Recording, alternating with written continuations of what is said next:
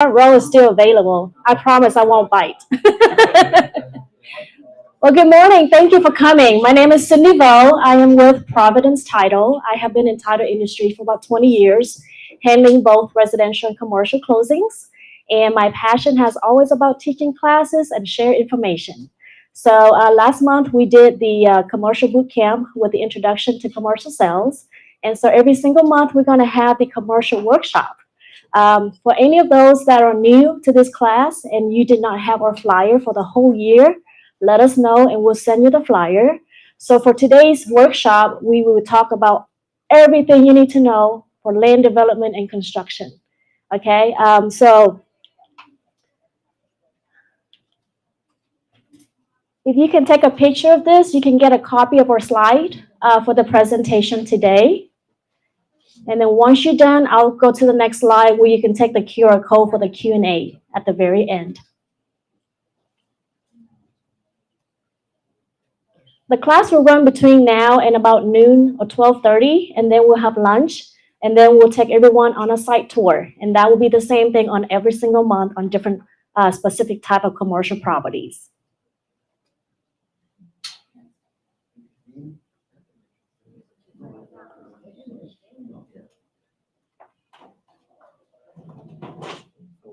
Scan the code and not me, okay?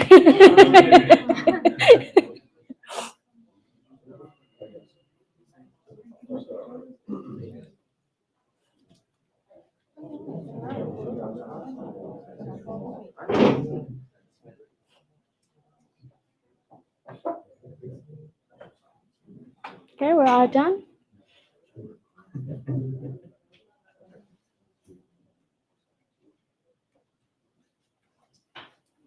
Okay, next slide is the Q&A, please.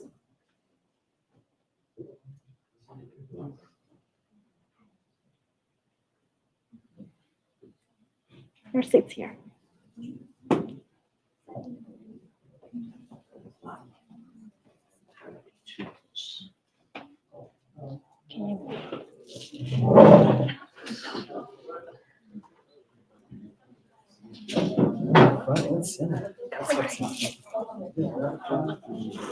You're it.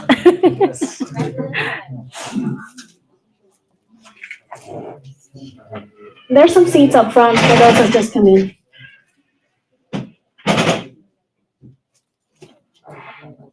By the way, we're having a happy hour from 4 to 6 out in the patio, and that's what you're hearing. They're putting the things up. Party time. First class, lunch, tour, and then party time. Can't get any better.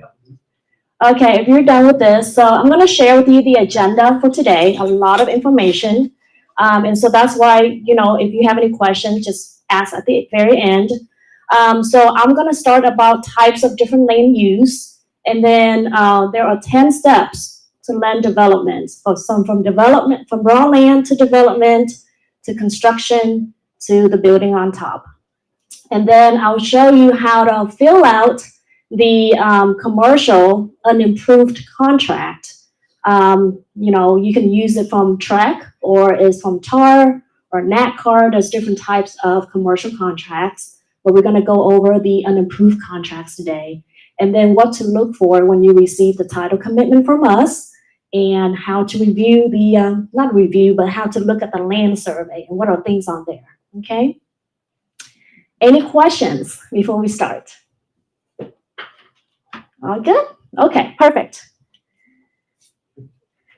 All right, so as you know, when it comes to land, it's just like a blank canvas, right? There's nothing on there. So in fact, out of all the real estate properties and transactions, when it comes to land, is when the realtors or agent get sued the most. Why? Because it's raw land. You have to find all the information and you have to have all the knowledge, and you learn about the land before you talk to your client, right? Versus all the other types that we're gonna discover and talk about the other months, like apartments, hotels, everything has a structure on top, right? This one is just raw land. So for example, I had a closing and the buyer's agent told me that she's going to start suing the listing agent. And I was like, what is going on, right? Because what happened was the listing agent, when he listed the piece of land, and this is a residential land, but he said that you can put a mobile home on there. Okay, so I cannot disclose her this information, but the contracts have fell through 5 times already. It's because of the disclosure he put it on his listing on MLS that you can put, it's a small, tiny lot, and he said that it's designed for manufactured home or mobile home. Well, what happened is, whenever they put the contract in, they contact the city say, this is not for mobile home. In fact, we never allow it to have any mobile home on top of it. So that's why she called me and started asking questions. And I was like, well, I'm sorry, but I cannot disclose more information, right? Because I'm the third party. But she said that I'm going to start suing the listing agent for inaccurate information. Okay, so that's what happened when it comes to raw land. So there's several different types of land use. Okay, there is residential, and of course that's a piece of land is going to build a home on there between 1 to 4 family. Residential portion of government-owned land, local, state, or federal, but just for residential 1 to 4, and this is when you use the 1 to 4 tract contract. There's also land use for commercial. Okay, so this is what you can build any types of commercial, even for residential that is more than 4 units. Okay, so it's a small, it could be multiple duplexes together, but total is more than 4 units.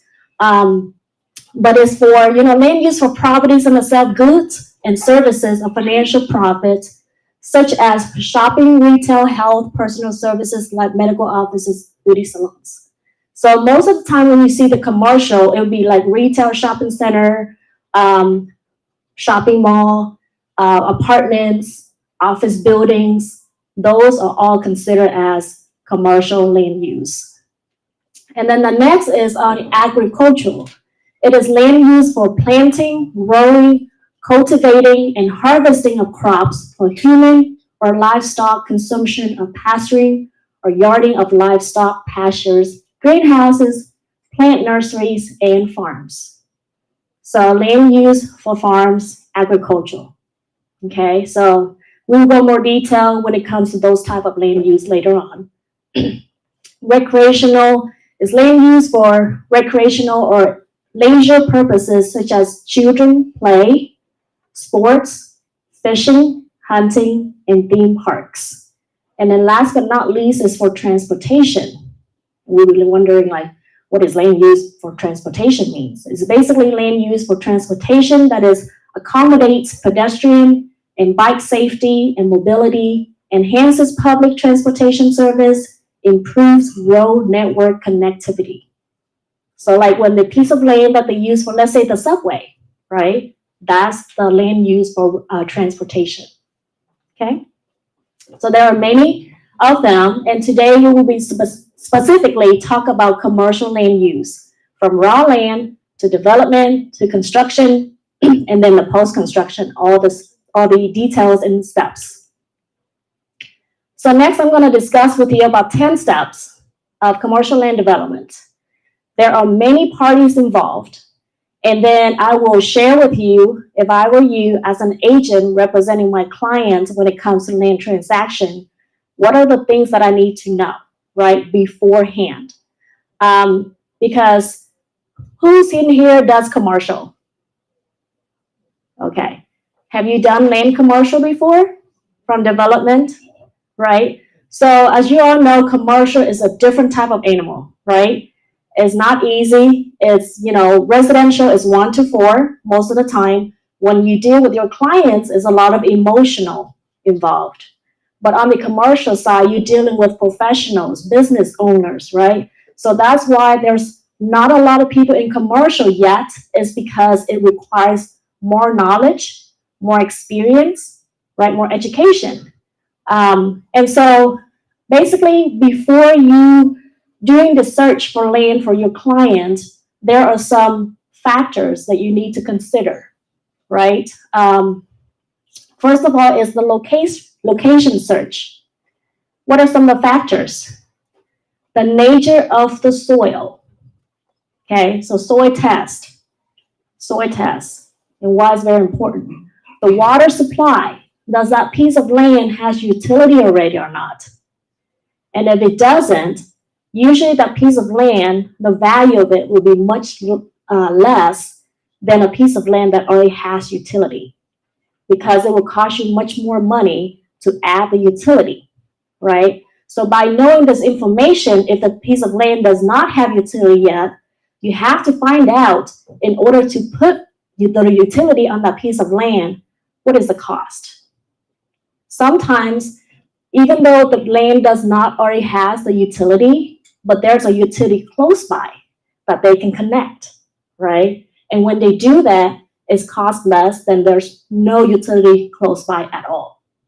So those are some of the factors. And then let's go back to the nature of soil. What does that mean? Like, there's some types of soil that you cannot put structure on it. So one of our clients were looking for a huge piece of land in Houston, and the intention is to build a senior living, right? It was like 50 acres. But out of those 50 acres, they can only use 15. Whoa, right? What happened to the other 35 acres? It's because when the agent representing the buyer did not do their due diligence, right? Talking to the clients about the soil test. So after they put in the contract, it's when they send someone out to do the soil test. And unfortunately, the other 35 acres, you cannot build any structure on it. Okay, so then it comes to termination of contract, etc., during the due diligence period. All right, the next one is the proximity to certain buildings, right? What are some of the buildings that you can actually build on top of that piece of land? Just because it's commercial land, it doesn't mean you can build anything on top, right? And we'll go more detail. Accessibility, demand on the spot. Like, once you put something on there, what is the demand for that purpose of that building is going to be on there, right? And then last but not least is the zoning. This is very, very important. So let's say that you represent your buyer and you're looking for a piece of land to build apartment. But however, on the listing, the zoning could say residential or commercial. Even if it say commercial, it doesn't mean that you can build apartments or any commercial properties on top. So if I were you, and this is what I usually help the agent, because usually we as a title company, we have a lot of resources and contacts. So we would do you a favor by contacting the city directly and talk to them, say, Mr. So-and-so, I have a client looking to purchase this land and they want to build an apartment on there. What can you confirm the current zoning? So then they will say, yes, it's commercial, and they will send you an actual list of what properties can be built. So what if on the list, the apartment is not on there? That means you cannot build, right? Maybe, okay? The reason I say maybe, because the city can do what is called rezoning. Okay, so if it's commercial, it is not fit to build the apartment on there, but you present it to them and you ask them, can this be rezoned to build apartment? Then they will say, yes, this is the steps. They'll give you the instructions to send all the stuff in, and they can rezone, right? So we were working on a piece of land in Seagoville. We all know Seagoville is, right? It used to be the lot, oh gosh, rural area. But now it started to boom. So there's a piece of land in there. It is currently zoning as residential. But our clients wants to come in and wants to build a mixed use. So apartments, shopping centers, gas station. And so I contact the city directly and talk to them about it. And they say, well, no, even though it's currently zoning as residential, we are open to build pretty much anything because we want the city to continue to boom. Okay. However, the only thing that we do not allow to build is industrial, like body shop, warehouses. But other than that, you can build pretty much anything. And then they'll give you the instructions. This is what we need. And then the turnaround time, because they're so aggressive about it, right? Turnaround time, can you believe it, to rezone 3 to 4 weeks? So I was able to hop on a national Zoom meeting with them and start asking all these questions with my agent and then their investor as well. So we all did this. We find out they're happy with it, they move on. Okay. And then what are some of the questions to be asked? You as an agent representing your client, right? Will this location maximize future capital gain, return on investment, and regional developmental initiatives, right? It's very important. If your clients wants to build a shopping center, you gotta make sure what to put in that shopping center, and if that conflicts with the area already or not, right? So for someone that wants to build up, let's say, a storage, but there's no apartments between or around it, there's no reason for you to build a storage. Because why? The purpose of a storage, a lot of people using storages are because they live in an apartment. They have no garage. So they will need to rent a storage to put their stuff in there, right? Especially us Asian people, we hoard all the time. So then the next question is this the site location suitable for the company's employees and customers, right?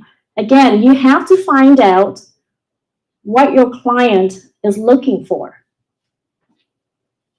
Tom, find me a piece of land.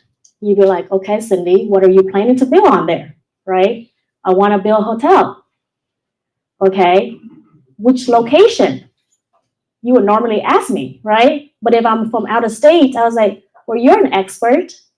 Find me a piece of land that I can build a hotel, that I can have capital gains, right? Have business start running. Then you're going to have to do your due diligence, what's around here. And I can tell you right now, hotels in Houston are going down here right now after the pandemic, right? That doesn't mean that hotels are not in right now. But that's when you should know the value of the hotel in areas like Houston cannot be comparable to it's up here. Okay, so there's a lot of factors in it. And then next is, does the land come in the valid council planning zone for the intended activity? Again, zoning, right? If you need to rezone, and if you're new in this, again, you're the real estate agent. I'm the title company. We're not attorneys, right? We don't work for the city. There's a lot of things that even if we know, we cannot advise our clients.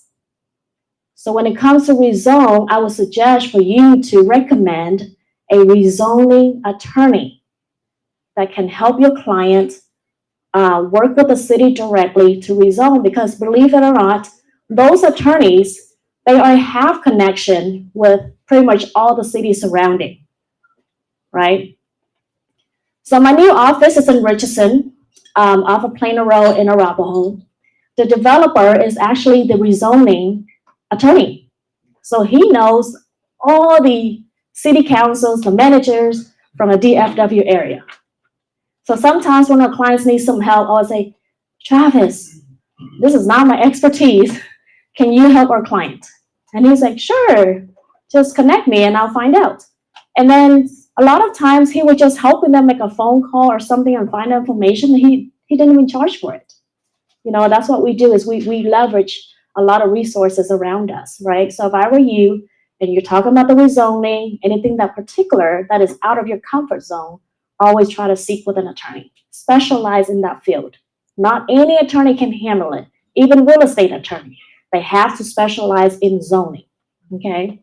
And then last but not least is, could the size, topography, and ground conditions affect the construction cost? Okay, what does that mean? Talk about the soil, right? Some part of the land, the soil has, all the stones and rocks inside the soil. And that's why every time the lender or the bank is going to give you a loan, they send someone out there to do the test of the soil to make sure that it can be built on it or it cannot be built on it, right? It could be very cost effective. very cost effective. So these are some of the things that you need to know and you need to be aware. And these are factors. You need to remember these kind of questions to ask yourself when you find a piece of land for your client before you present it to them. Do your due diligence before present it to them. Because you don't want to later on that they come back and say, well, Cindy told me this and now I can't build this, right? So just be careful when it comes to land. That's all I'm going to have to say, okay? And excuse my sexy voice, my allergy is bad today. Okay, so then once you find a piece of land, then what's happening next, right? Planning and development. Sounds like fun, huh? Planning and development. Okay, I will share you with all the details and then I will give you some tips. Okay, if you are the agent, then who are you supposed to be connecting with, working with to help your clients build? So then first of all, is start with the design. Okay, so I'm gonna have the commercial bank, my friend, come up and talk about all commercial loans, starting from land loan, development loan, and construction loan. But in between of this, because I'm talking about 10 steps of development and construction, I'm going to add in some of the information in there and he'll go more details about it, okay? So basically, a lot of people don't know that they can borrow money to buy land. Do you know that? A lot of us will buy land with cash, and then they go to the bank. The bank will use that piece of land as collateral, then they give you a loan to develop or construction loan, right? But there are banks out there, like the one that's going to present it to us later on. He does from land loan to development loan to construction loan. So then that will help your investors so much because then they don't have to put all cash in up front. Because what I find is a lot of times those investors, they are running out of money in between, because they put all the money in the land already, right? So let's say you close on the land, or sometimes your clients may already own a piece of land. Then the next step is to hire a design build commercial construction services. Not any designer, the one that specializes in designing and building commercial construction. Okay, who are those people? The architect, the land developer, the project manager, the general contractor. There's going to be a lot of different parties involved in the land development construction project, okay? Then they got to come up with a good construction plan. Estimated expensive. That is very important, especially during the pandemic. Lumber costs, right? Everything's going up right now. I heard it's kind of slowed down a little bit and kind of go back down to almost normal, but it's still not less than what it's before. It's still very high cost, right? So there's many construction projects are still in the pending mode right now because of the cost and the interest rates and all that stuff. So then what about the payment processes, right? Who's supposed to get paid, the cost to get paid, how do we get it paid? Do we have reserves? Do we have loan to cover it? All that, okay? And then the time schedule. Time is money, right? As an investor, time is money. You get it built and within a year or 5 years or 10 years, that's a whole different story, right? Because a lot of times the investor getting this loan is interest only. So they only pay interest. The longer it takes, the more interest they're paying, right?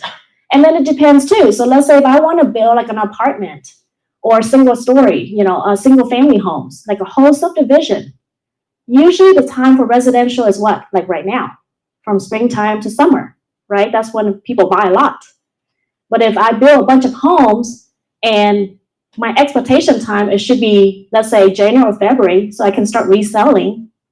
And now it's going to like September, October, everybody's in the holiday mode and kids are in school. So the ratio of purchasing new homes will be delayed. And what that means as an investor / builder is, and this is also a trick, if you went to my last class, this is a trick when it comes to builder. When you representing your clients and purchase new builder homes, the end of the month, the end of the quarter, the end of the year, is when, and of course it's not during the pandemic, that's when they give you the most bonuses. Because I work with a lot of builders, and every year they have a certain time frame to sell all that lot so they can move to the next subdivision. So end of the year, if they have any in stock, that's when like I need to get them out, right? And then plus, remember, I'm talking about the interest only loan, right? So during the end of the year, it's like tax purposes too. They got to close out their accounting, all that stuff.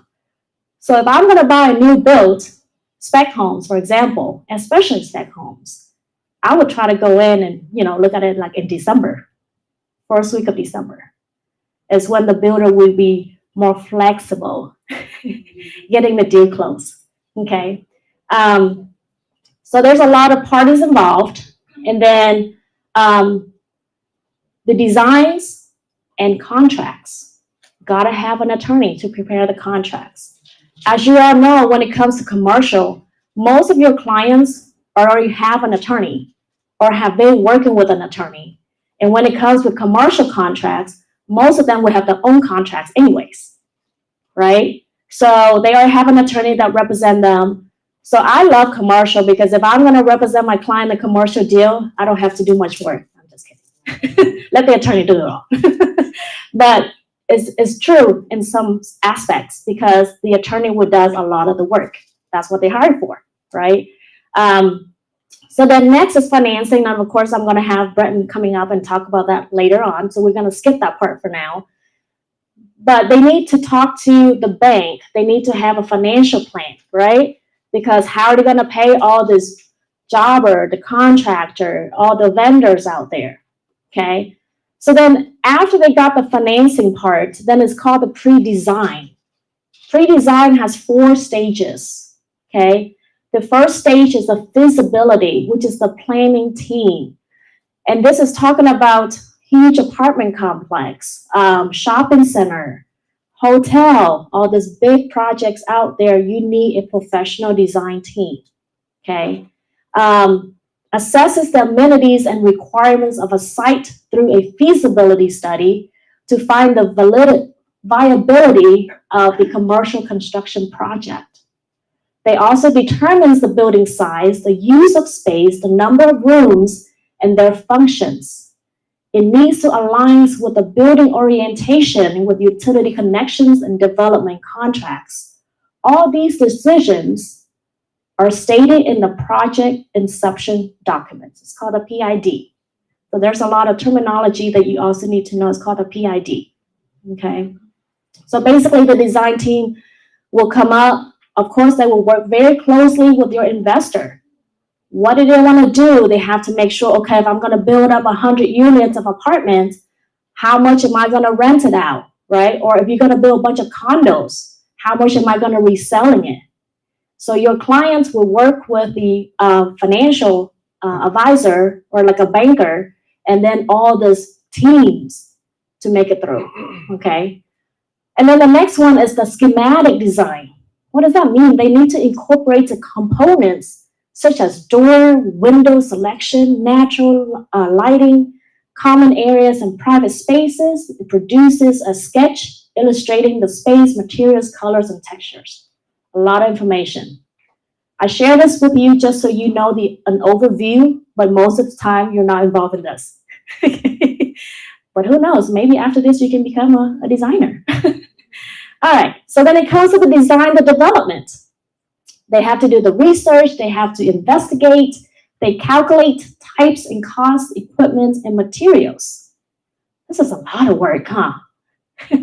A lot of work. Okay. And then continue to the pre-design stage is the contractor documents. This is when you have to have an attorney involved because they have to be the one that prepare the contract. What kind of contracts are we talking about? It's not a purchase contract, right? It's the contracts with the vendors, with all these parties involved, with the architecture, with the project manager, with the general contractor. There's a lot of different contracts involved. And then the final code compliant drawings and specification. Contractors make decisions on bidding offer or not. So after you have the design, then you send it to the contractor, and then the contractor will give you a bid. And normally you don't just give it to one general contractor, you're going to have to send it to several so they can bid on it. And what are some of the factors when they look at it and give it back to you for the proposals? Cost, not only that cost, remember the factors I shared before? The time. What is the time frame? The deposits, right? And then also, if something is not happening at the right timing, how are they going to make up for it? That's very important as well. When it comes to general contractors, you got to make sure that these are good name company out there and not just drop the job in the middle of the job, right? Because if they do that, then there's going to be a lot of liens involved. There's going to be a lawsuits involved, and there's just a lot of headaches. So then design a full set of drawing that represents all the project specs. Okay, so who does what? The architects and designers will create official blueprints and building models. Different engineers will be consulted for their specialized work to stay in compliance with codes and make sure the structure has integrity. Types of engineers. There are several. The structural engineer takes the responsibility for building's overall structure. The civil engineer takes responsibility for structural design aspects like parking lots, drainage systems, water supply, and other structural connection. Mechanical engineer oversees in the installation of the air conditioners, heaters, plumbing system, and elevators. And the electrical engineer creates electrical design and layout that constitutes the writing plan, power distribution placement, and electrical installations. So you're going to hear this word a lot. It's called the MEP. MEP. Mechanical, electrical, plumbing. Okay? So the architect will come up with a drawing, blueprints, and then the MEP person will comes in and they need to place where all the MEP needs to be. Okay? Some people out there that I know can do the MEP, but they're not the actual MEP because they have to have the stamp to stamp on it as an engineer. Just because that someone can do the work, that doesn't mean that it's official. It has to have a stamp on there, okay? But because otherwise, when you submit it to the city, they will reject it. It's not official, okay? Threshold inspector, 3 or more stories. So when there's 3 or more stories involved, this is when there's a threshold inspector will be participating. And what they do is they conduct structural inspections during the construction stage. Okay.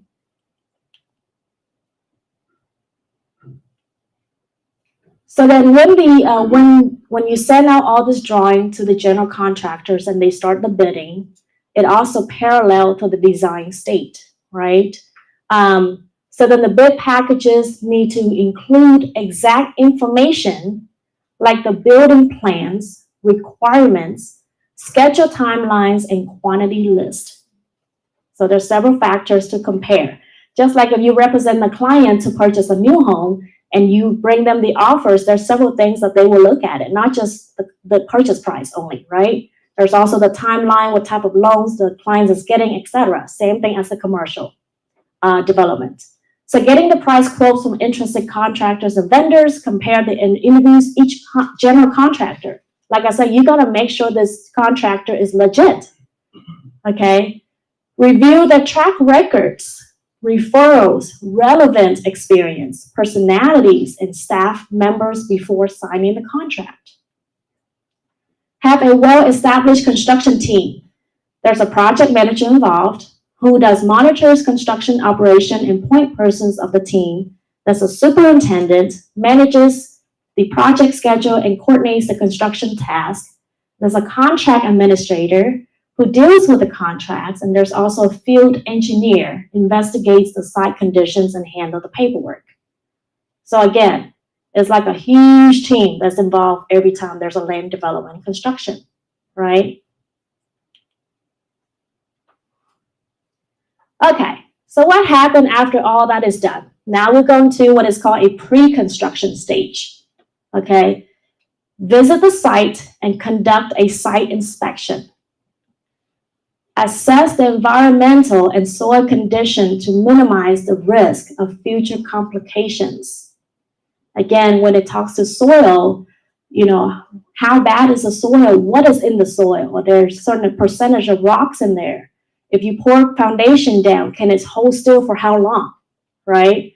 Because whenever you do this, it's not just a matter of short period of time, it's always a long-term investment. By getting more knowledge, you can, talk to your clients more and be more professional about it. Collected date is reviewed by the relevant authorities before the actual construction process starts. Obtain building permits by submitting the designs and plans to the building department. You got to comply with the corrections and comments made by the departments before building permits is granted. Now you're talking about months and months and months of going back and forth between all these parties, right? You have your team going, your project manager, you work with the city, and then you gotta make sure that you can get your permit approved. Comply with the corrections and comments made by departments before building permit is granted. Obtain insurance policy. There are multiple different policies out there when it comes to construction. What are some of the insurance policies? Builder's risk insurance, workers' compensation insurance. If someone is working on your building and something fell on top of them and they got injured and they go to the emergency, that insurance will protect them, right? So this is very important. Commercial and contractor general liability. So most of the time when you work with general contractors that are experienced and have been doing this for a long time, you actually don't have to worry most of this because they should. You need to require them to have this kind of insurance already. And based on what I know is every single project, the general contractor would purchase that policy specifically for that project, and all the subcontractors and all the people that are involved in working on that project in case something has happened. Then they have to send it to you so you can see it and you know that they have it. Because if something happened, it's on you. Not you as you, but you as your investors, okay? So it's very important when it comes to policies. Procurement. General contractor gathers and secures the materials, the equipment, services, and labor force required to complete the commercial construction process. Then it goes to the general contractor may hire subcontractors. And believe it or not, most of them do. But the problem is you work with a contractor. Then the contractor work with the subcontractors. So a lot of time when the subcontractors fail to do their job, you lose money, you lose time, and you don't even know who they are because you only work with a general contractor, right? So make sure that too. General contractor may hire subcontractors in charge of certain portion of the procurement work because a general contractor speaking is just almost like a project manager. And a lot of time the general contractor is the project manager, right? They hire different subcontractors to do certain things. The one that does the plumbing, the sheetrocks, the framing, the foundation, the roof, all that stuff. So they may have like multiple subcontractors. And usually it's not best for the general contractor to also be the project manager, right? You always need someone else that is like a third party, not involving in that kind of transaction to manage the project. Okay, now here comes in construction. So you got everything done, you got the materials, and now construction is ready. But before that, the construction site is prepared by removing vegetation, excavating the site, incorporating a drainage system, building temporary storage facilities, and arranging essentials such as power, sanitation, and water. Inspection is conducted of the structural utilities, HVAC, and electrical systems. Gotta make sure everything is inspected and approved before you actually pour the foundation. And then the foundation is laid, followed by concrete pouring, steel erection, framing, roofing, exterior and interior works, the landscapes. Lots of steps. Okay, so usually the construction process will take forever. Didn't want to scare you, but it takes forever. Our new office, we were supposed to move in March of last year, not last year, the year before. It was only delayed a year and a half, no big deal. Our lease was up, so we were like homeless. We do our closings on the street. No, I'm just kidding. When we have to move to our other office, everybody in there and move out because the lease is up, and we didn't want to sign the new lease because we didn't know when our new office is going to be done, right? So again, it's only a year and a half. It's no big deal as long as it's done. All right. So then, after the building is built, and what happened to the post-construction? Okay. Final walkthrough conducts by the project owner, the designer, and the contractor. Then the equipment rentals are returned. Work site is cleaned. Waste is managed. Final inspection is performed by a building official, the city. Certificate of substantial completion is acquired and certificate of occupancy is issued. Yay! We also call that what? A CO, right? Same thing as when you're representing your client purchasing a new home. CO. Because even if they're ready to close and they don't have that CO, you cannot close. So that's a party day, right? Yeah, so that's a lot of different steps. So after sharing all this bad news with you, right, I'm going to share you good news. The good news is just hire a project manager. The project manager will do everything that I just shared. No, I'm just kidding. But yes, you can. Project manager can come in at different stages. It depends, right? And it also depends on who you're dealing with. Is your investor someone experienced in construction? Or someone brand new that you got to hold hands, right? Well, you don't want to hold their hands. I've tried that before as a title company. It's a lot of work. I was like, that's way over my escrow officer's hat, you know? But you know, you always try to help clients. And then I was like, oh my gosh, I need to get paid on all this stuff, all this work. So then I found this, some companies I was able to connect with them. And they say, Cindy, this is the services that we provide. And I was like, oh my gosh, you're my lifesaver, right? Let me introduce you to all my clients so that I don't have to worry about, oh, I need to focus on this closing, right? So again, what makes you difference if you learn all this stuff now? When you talk to your clients, you can be professional, right? Because let's say if I'm new and I'm like, Alex, I'm going to do this, but this is my first time I'm building a commercial property. Do you have any idea? Because I don't. You know, then Alex was like, you know what? It's not my specialty, but I know someone who does, right? Let me connect you with a project manager or something like that, or let me connect you with all these parties because this is who you need to work with. You know, engineer, you know, lender, and, you know, the project manager, the general contractor. At least when you have a general idea of what you're doing, again, you look much better in front of your clients, right?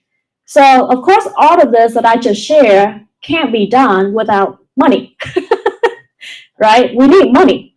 So, I'm going to bring up my friend. He is with Citizens Bank. He does land loan, development loan, construction loan, and he is great to work with, and he's going to share everything you need to know about the loans. Can you please help me welcome Mr. Brett Mariani? He's not a bachelor. No, I'm not. No. You remember from last time. Okay. Right here. Sure. Sure.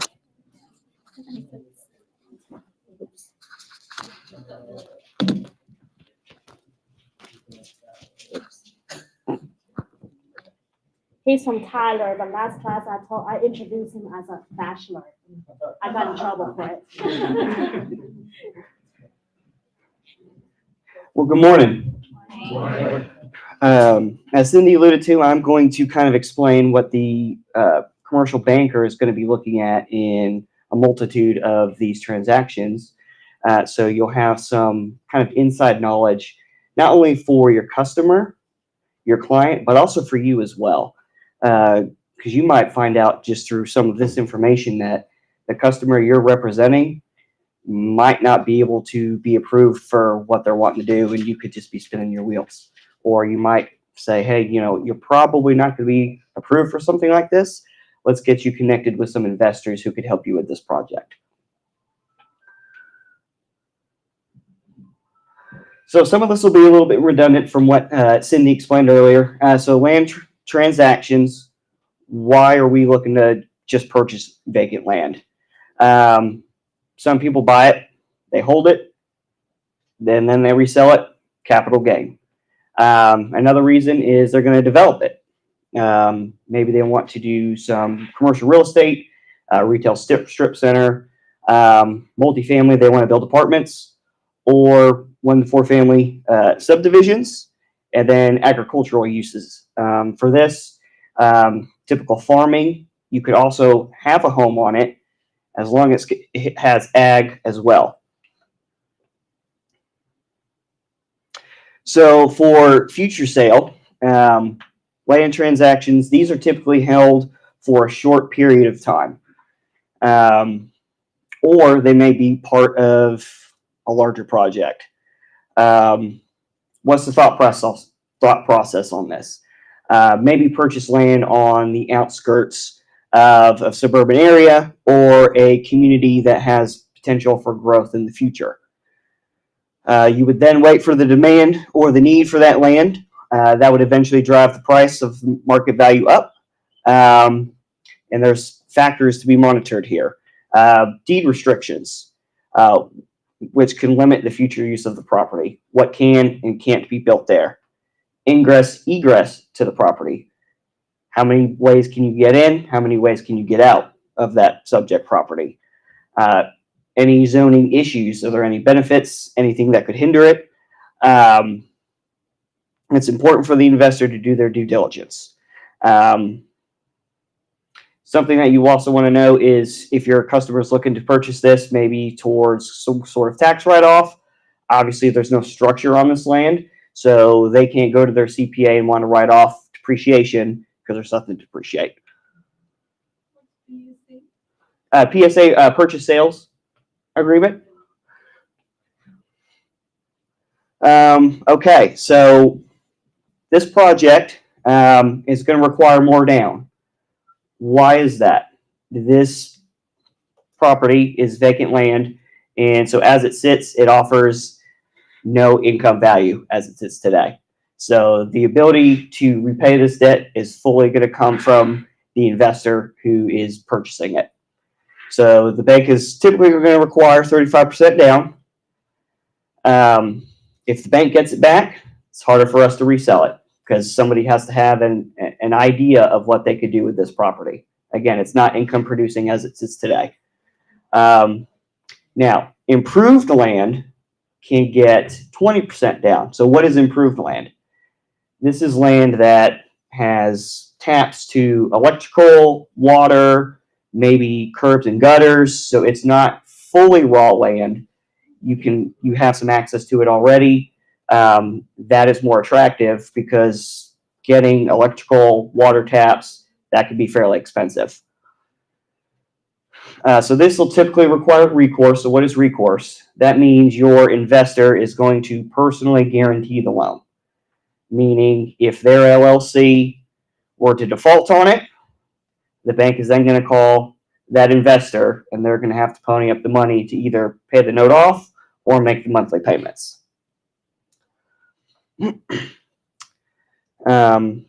So what are we going to do? We're going to underwrite the company. If the company is a company that was built or created just to hold that land, then we're going to underwrite the investors because they're the ones who have to repay it. Again, this land brings no income value.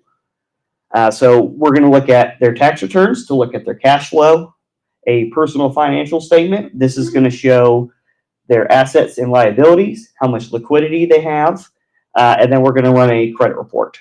Minimum credit, 650, and any partner in the LLC who has 20% or more ownership of the company is going to have to be included as a guarantor. What kind of terms are we looking at on just raw land purchase?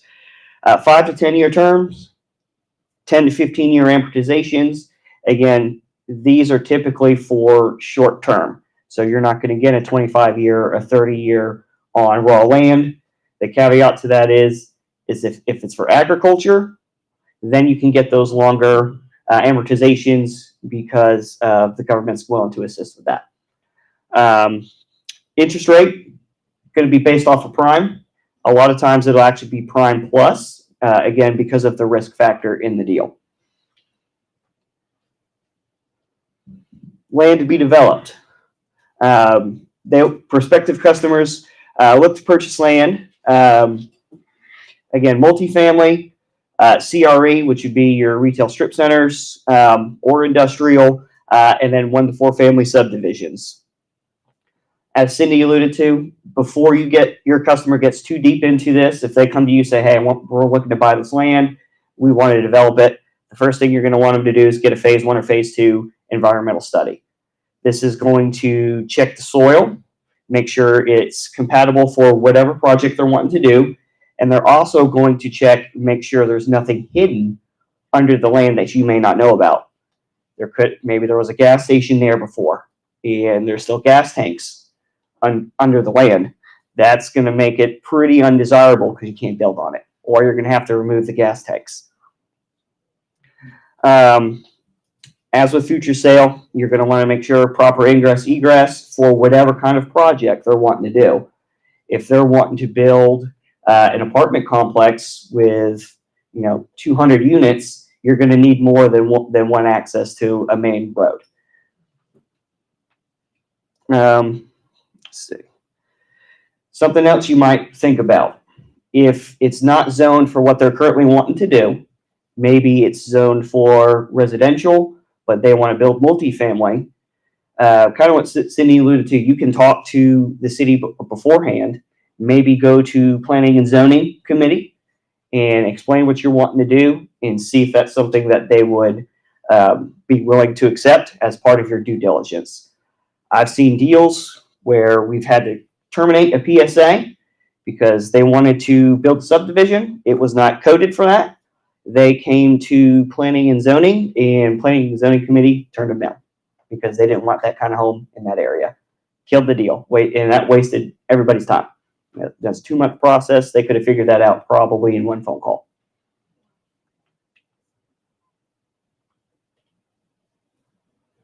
Okay, so this is going to take 25% down if they're wanting to purchase this land and wanting to develop it. This is going to require recourse. Again, it's raw land. It does not bring any value to income. So if the bank gets it, somebody has to have a bright idea to want to purchase it and build something else there. So what we're going to do is we're going to place this loan 12 to 36 month interest only. Why do we do that? That's going to give you time to get with architect, the engineer, all of those people Cindy talked about earlier who have to come together and help build the plans to bring this to construction. So what happens when you get your construction loan? Well, the first thing the bank is going to do is they're going to pay off your land loan.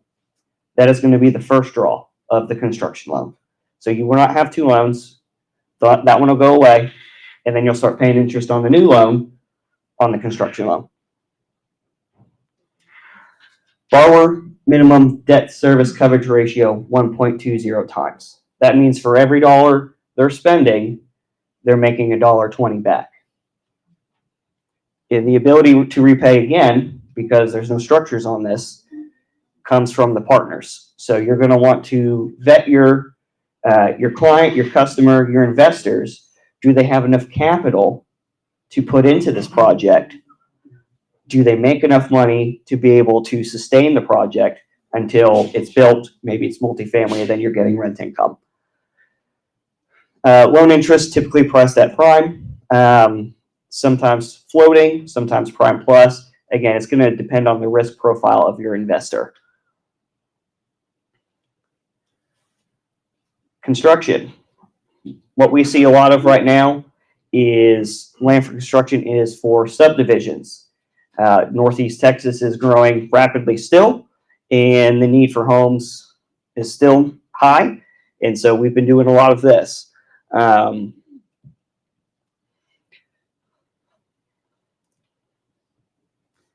So again, you're going to need an investor who's got pre-existing cash flow to develop this land. In many instances, the intent is to develop it. We'll see many investors. A lot of time on a subdivision, you're talking maybe 100, 200 lots. That's a lot of money. So you'll have a whole bunch of investors pull their money together, and a lot of times you won't even see one investor with a full 20%. They'll all be less than 20%. And then sometimes the bank is going to pick somebody to be the guarantor on that loan.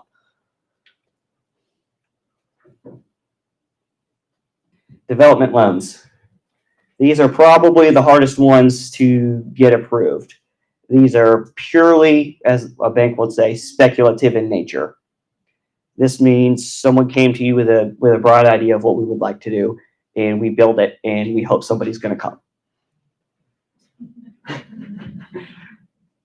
These loans are designed to assist the costs towards the construction of the infrastructure. So this is not vertical.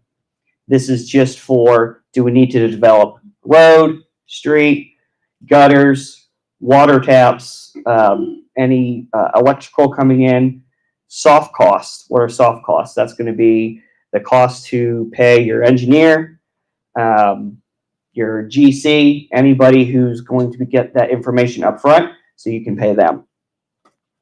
This can also include demo, if there was already a pre-existing structure, tree removal, and the other things that I had mentioned.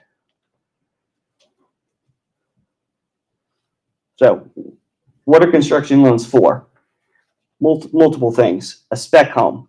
A spec home is just a residential home with nobody intent to buy it before they break ground. They say, hey, I'm going to build this home. It's in a nice area, and I think when I'm done, somebody's going to want to buy it from me. Again, speculative in nature. Rentals. This includes duplexes, triplexes, townhomes, condos. This has been very popular in our area lately, again, because of the need of housing. And with the higher interest rates, not a lot of people are getting approved for home loans right now. They still have to live somewhere. We've been doing a lot of this. Multifamily, apartment complexes, and then your commercial real estate.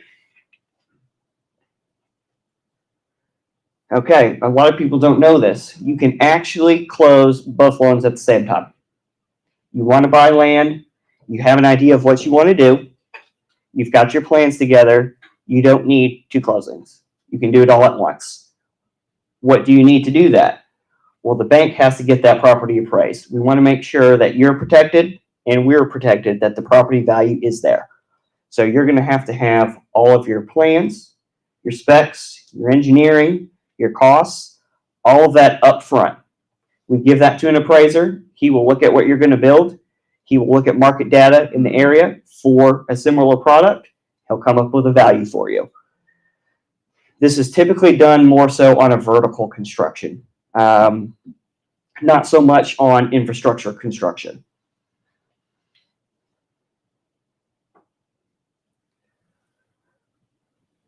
Okay, so how do we structure these things?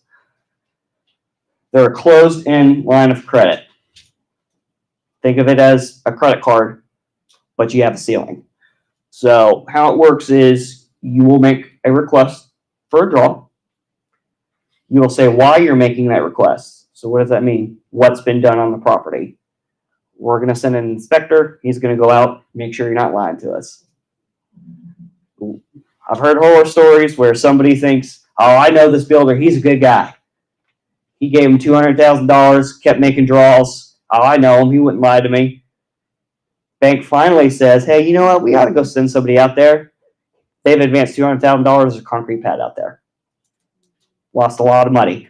Now the bank either has to sell that property with a pad already there, meaning you're going to have to build it pretty much just like that, or the bank's going to have to use their funds and build it themselves and sell it as a spec home. We're in the interest business. We're not in the real estate business. We don't want to do that. How flexible are they on the milestones? So his question was, how flexible are you on milestones? that's going to be a conversation that the banker, your investor, and the contractor, the builder are going to have. Everybody's different. A lot of it depends on how well are they known in the marketplace, for how far can they go without their invoice being called due. I've got guys who can go 40, 50% complete before they need to make a draw, which is pretty much to frame in the house. They're well known. They know they're going to get paid for their materials. Maybe somebody who's not so well known, sometimes we have to do a draw every week. It really is just going to depend on that particular builder, and so that'll be some due diligence you would want to have conversations with them. Typically, what I see for a home, it's about every 15%. So the first draw is going to be for your concrete pad, and then you would get to framing, and then to roofing, sheetrocking, things like that. So about 5 or 6 draws for a typical builder. Contingency. What is contingency?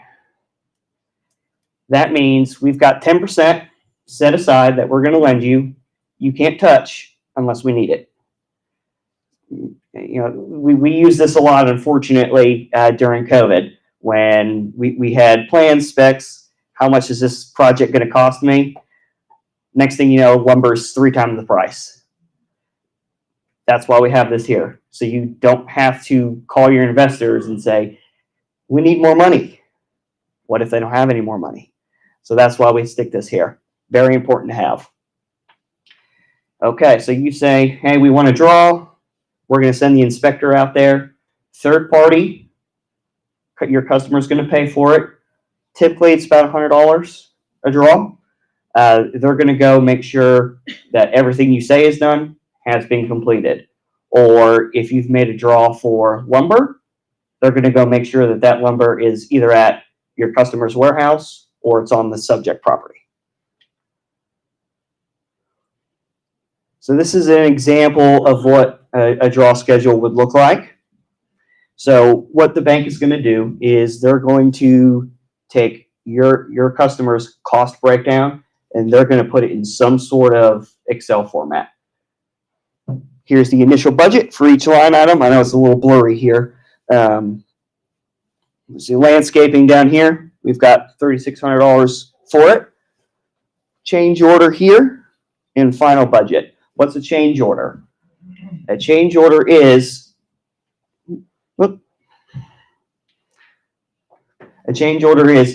anytime you want to change something mid-construction.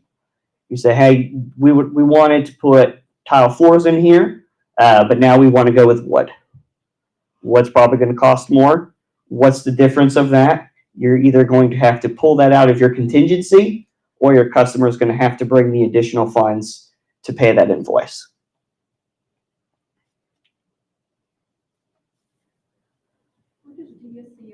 That is going to be debt service coverage ratio. So that's going to be, so think of in residential, your customer is going to be approved if they have a 43% debt to income ratio. For commercial, we use debt service coverage ratio, which you need to be 1.20 times. That means for every dollar you spend, you're getting $1.20 back. If you kind of do the math backwards, and what kind of a DTI does that look like? It's about 80%. But it's not based off of your customer's personal cash flow. A lot of times it's going to be on the global cash flow. Maybe he's got 4 or 5 different businesses that funnel money together. So what are we looking at here? So we're going to place this on a 12 to 24 month interest only structure. This is going to be based on the need and the complexity of the project. If the land was already financed, again, they're going to use the first draw to pay that note off. That way the bank is in first lien position on that subject property. Again, the ability to repay is going to come directly from the partners because the property is not built yet. So we're going to obtain personal tax returns, PFS. Now here's the difference on a deal like this. We're going to get a pro forma. So what is a pro forma? It is basically a best guess estimation of once this subject property is complete, It's fully rented. What do we think the cash flow for this property is going to be? You can use pro forma income to help your customer get approved for a loan. So it's basically, fugazi money now. It doesn't exist, but with certain market trends, if you feel confident those numbers are accurate, we can use that to help your customer get approved. So interest rate. The loan interest rate is usually based on prime, sometimes floating. Why would a bank want to float a construction loan? Do you have an answer? If prime goes way up, the market changes. Correct. We're making an obligation to those funds to you today. Meaning, even though we haven't given you any of those funds, we have to set those funds aside for you per law. We're not making any money on those loans, those funds, even though we've set it aside for you. So if this project takes 24 months and we capped you at 5.5% and we didn't float it, and now prime 7%, well, we just lost our entire yield spread. What if the interest goes in? Typically, a bank is going to put a ceiling and a floor on your floating. That's something that's always negotiated between the banker and the investors. So it might be, typically what we're seeing right now is we'll do a floor of 6%, because in our estimation, when prime does come back down to a more appetizing level for consumers, it's obviously not going to go back to where it was. We think it's probably going to be around 5.5%, maybe 5.25%. So that would be, for us, prime plus 75 or prime plus 50 basis points.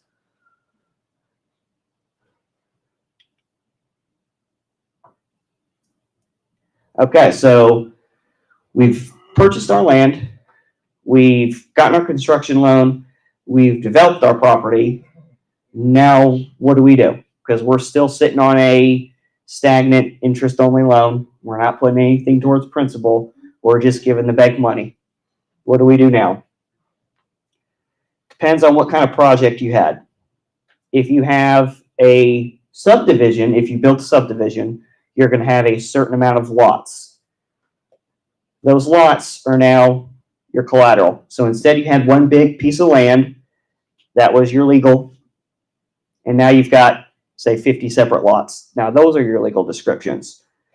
So you have to do what's called a lot takedown, because this customer then wants to sell that home so they can make money on their spread.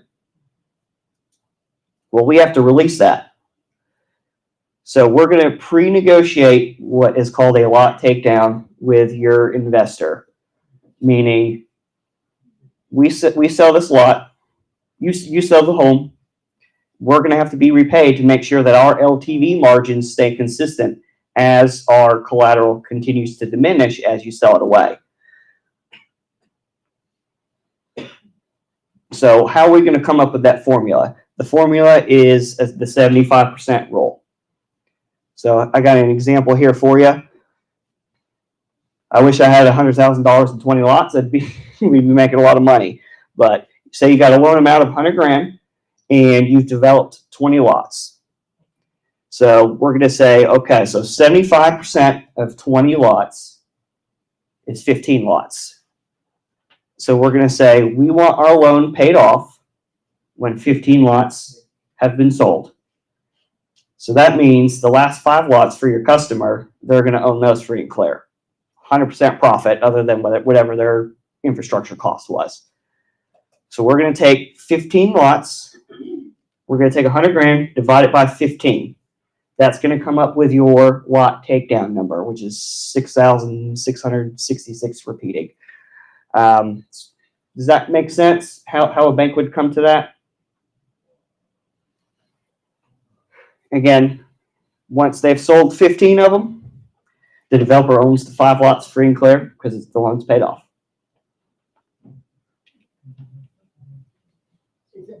Okay. Another question, is that normal? I mean, are they gonna even amortize that? And, I mean, because you just pushed all the profit on the back end of that. Yeah, so that's actually going to be an interest-only loan still. So if the construction is complete and they want to, And it also depends on what they're wanting to do. Are they A, just wanting to sell the lot? They don't want to build on it. Right. Or B, are they going to say, all right, well, now I've got 20 lots. I'm going to build on each single lot and I'm going to sell it. So then each individual lot would then be taken out by a construction loan. So the individual lot is collateralized Mm-hmm. against the loan. So once it sells, you have to pay X amount of dollars for that at the division that you just showed. So that's why it will clear out. You'll have 5 remaining lots. Correct. Because your investor's customer, they have to get legal deed to that property. The bank still has that. Yep. So we have to pay. We have to be paid to release that, so you can then sell it to your customer. Okay. So say we've built a multifamily apartment complex. Our construction is done. What do we do next? Well, you need to put it into your permanent financing. That's going to be your monthly amortizing principal and interest payments.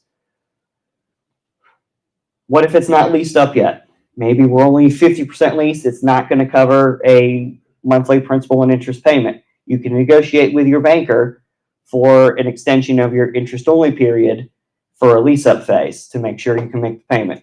Again, we're in the interest business, not the real estate business. Foreclosure is the very last thing we want to do, trust me. So what does permanent financing look like? Typically, on a multifamily, you're going to see, a 5-year term, a 25-year amortization on a brand new building. Prepayment penalty is going to be negotiated. A loan origination fee is going to be negotiated. And then your loan interest rate pricing is going to be based on prime, but a lot of time it's going to be subprime. The risk is less. It's been built, and we want to keep you as a customer, so we're going to give you preferential rates at that time. Questions, comments? Okay, I appreciate it. Thank you very much.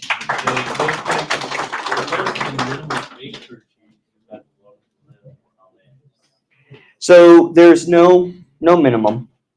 No minimum, no sir. So if you wanted to buy a small lot that's 0.2 of an acre, we can do that for you.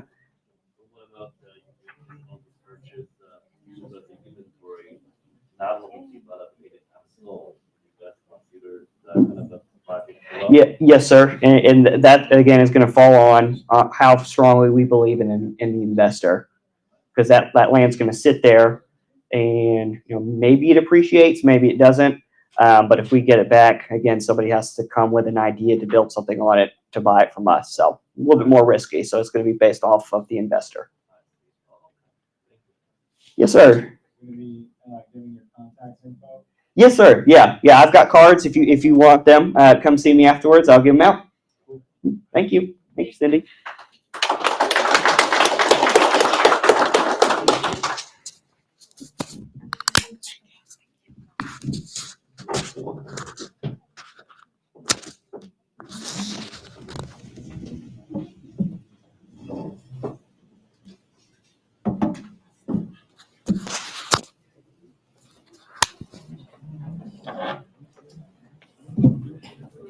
All right. How does Brett did? Good, right? He's amazing. So I have all of your information. What we're going to do is after the class, probably like tomorrow, we're going to send an email out to everyone with all of our contact information in case you need something. I do want to go back and add on to what Brett mentioned about lots takedown, and just from the title company perspective. And so whenever there is construction loan, we always have what is called a down date, right? They will hold the funds for the different phases.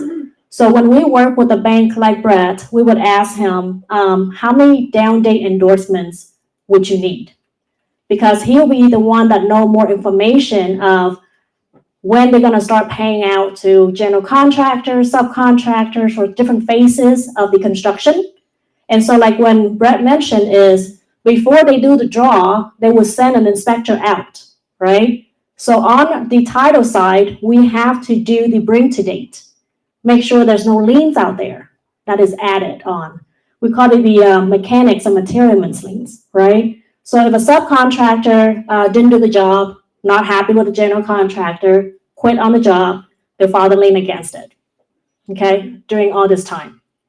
So we have to make sure that there's no other liens in between, and then we issue what is called a down date endorsement.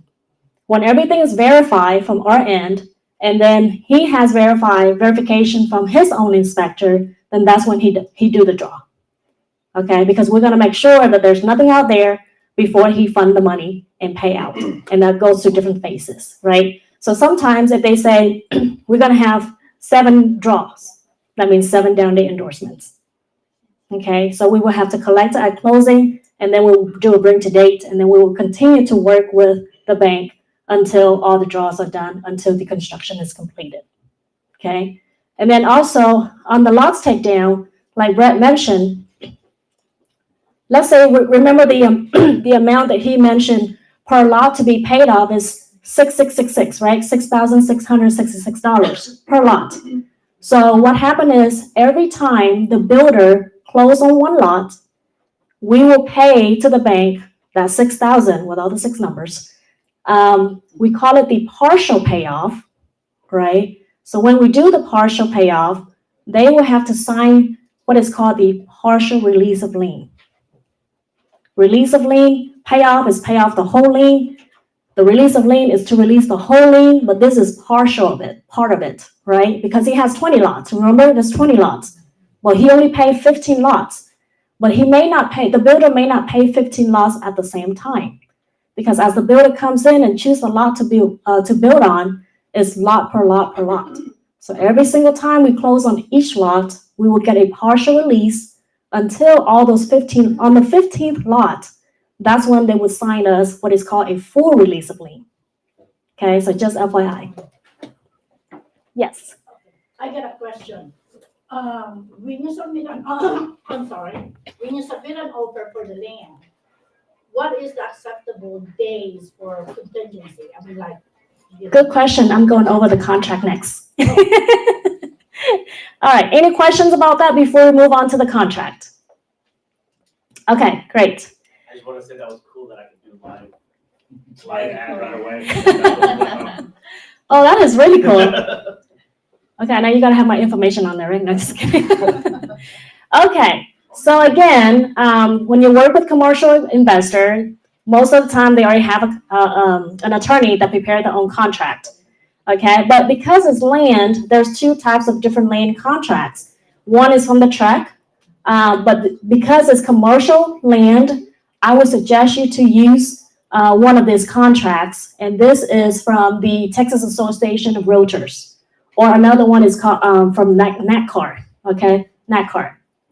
So here is the unimproved property contract for commercial usage.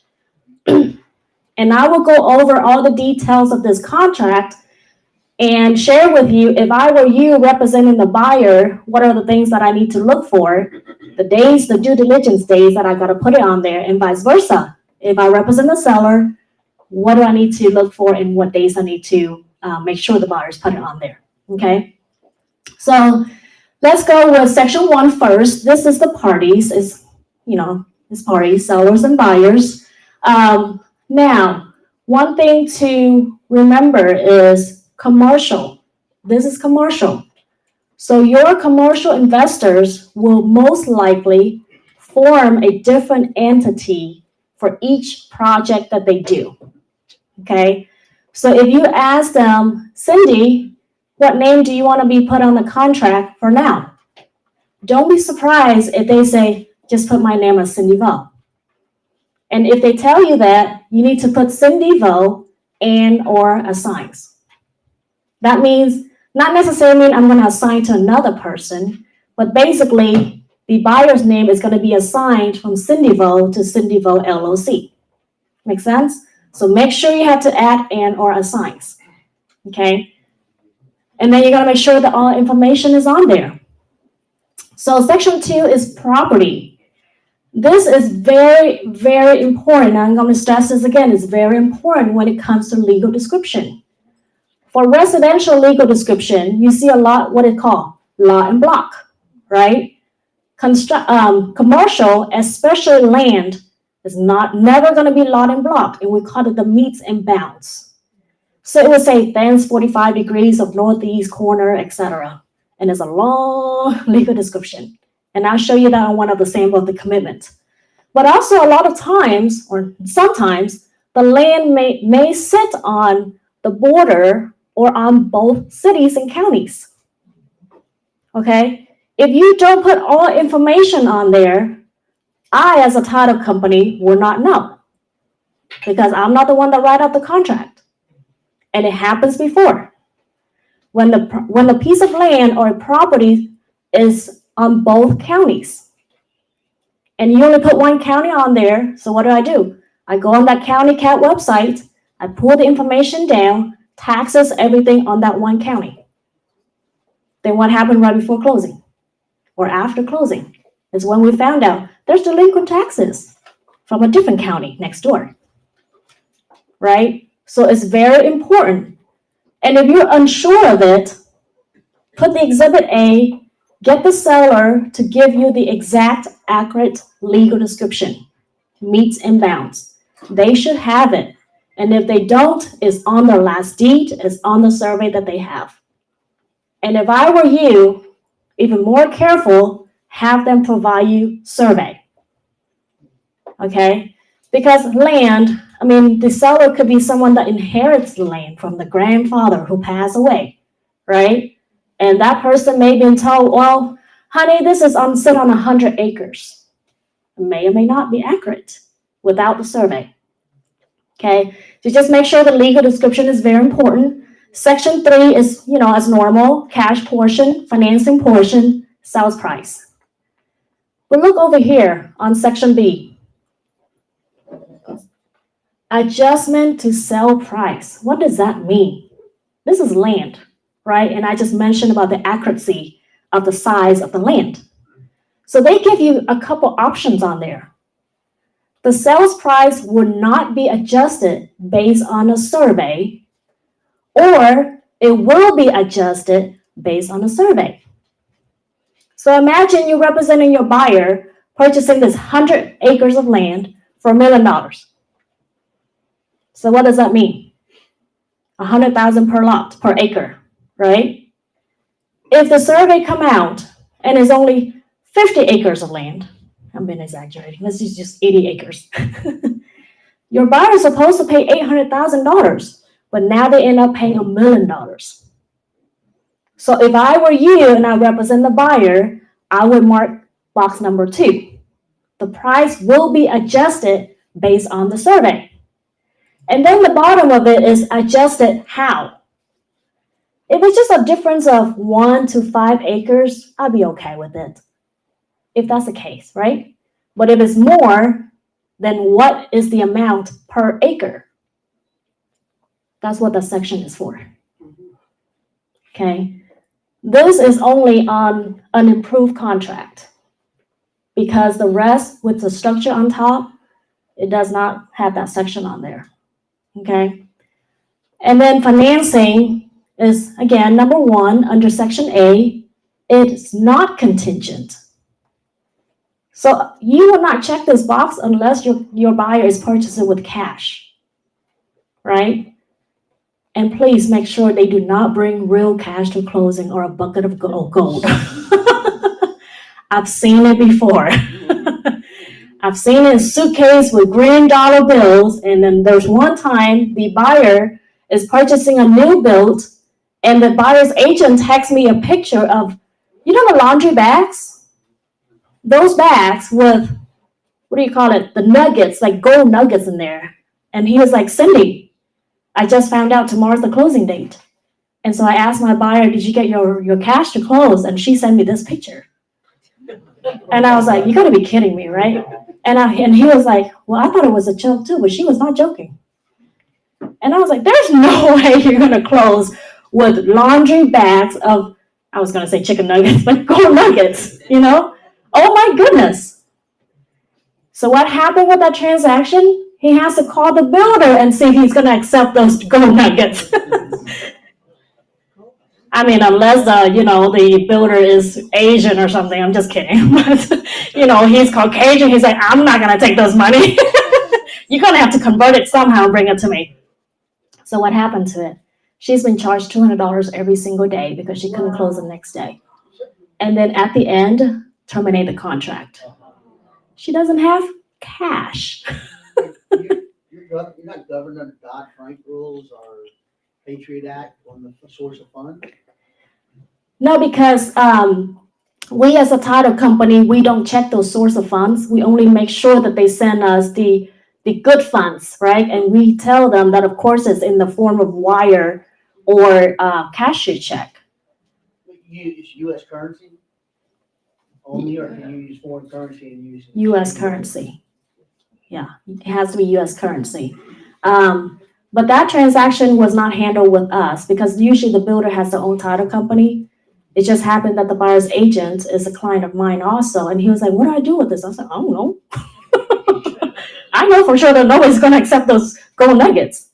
And so later on, he went back and told me, oh, sis, that fell through. And it was a $750,000 new built home with gold nuggets. You gotta be kidding me. Right?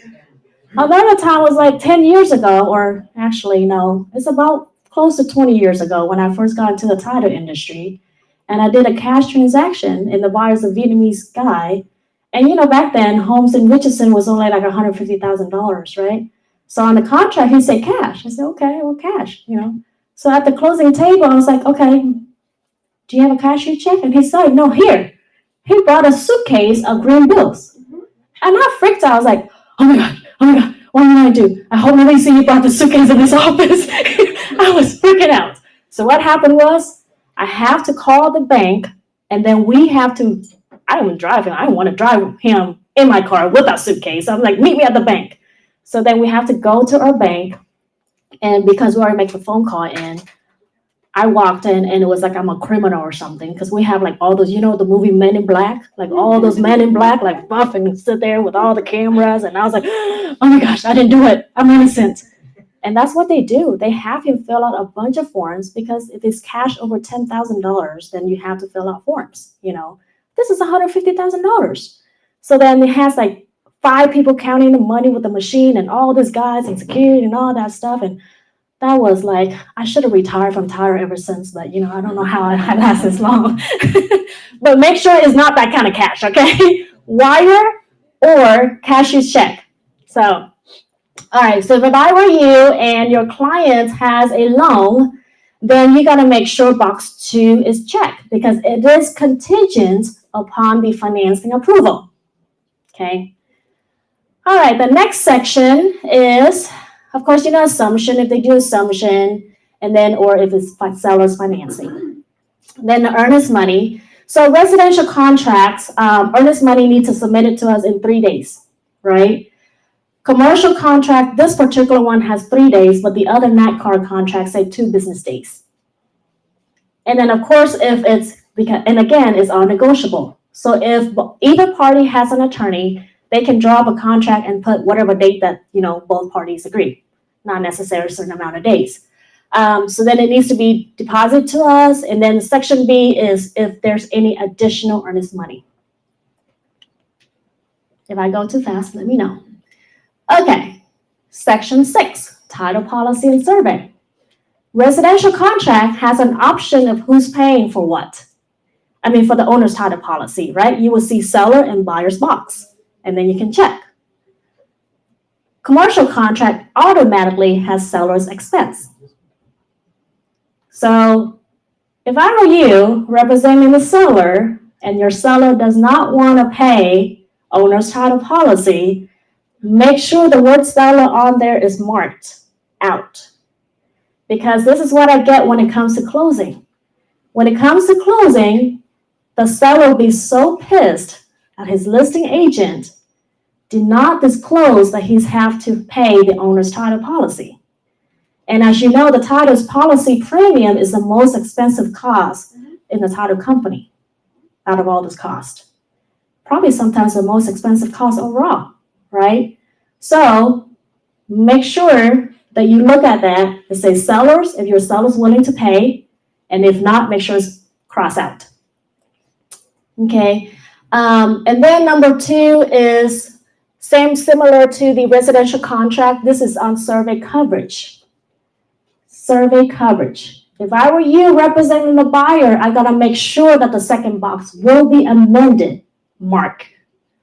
What that means is we have to make sure that if there's any encroachment or easements out there, and if we approve the survey, your client will be protected in case of any lawsuits from the neighbor. Okay? And then the survey within number of days. As you can see, this is different from the residential contract. The first one say buyer, even though it say buyer, seller can reimburse. Oh, there you go. Right here. Even though it says buyer will pay for a survey, but buyer will get reimbursed from the seller a certain amount of dollars. Okay. Number 2 didn't have that. So the number 2 says sellers to provide new survey is all of seller's cost. Or number 3 is sellers to provide a new survey, and if it's not approved by the bank or us, then who's going to pay for it? So it's very similar to the residential, it's just different form.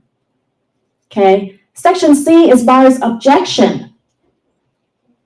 What does that mean? Do we all know? So after we got the contract, us as a title company start doing the abstracting work, right? We do the title search, and then we got to make sure the seller is who it is on the contract. We got to verify all information, and then we will send you what is called the title commitment. The title commitment, what it is a preliminary title policy.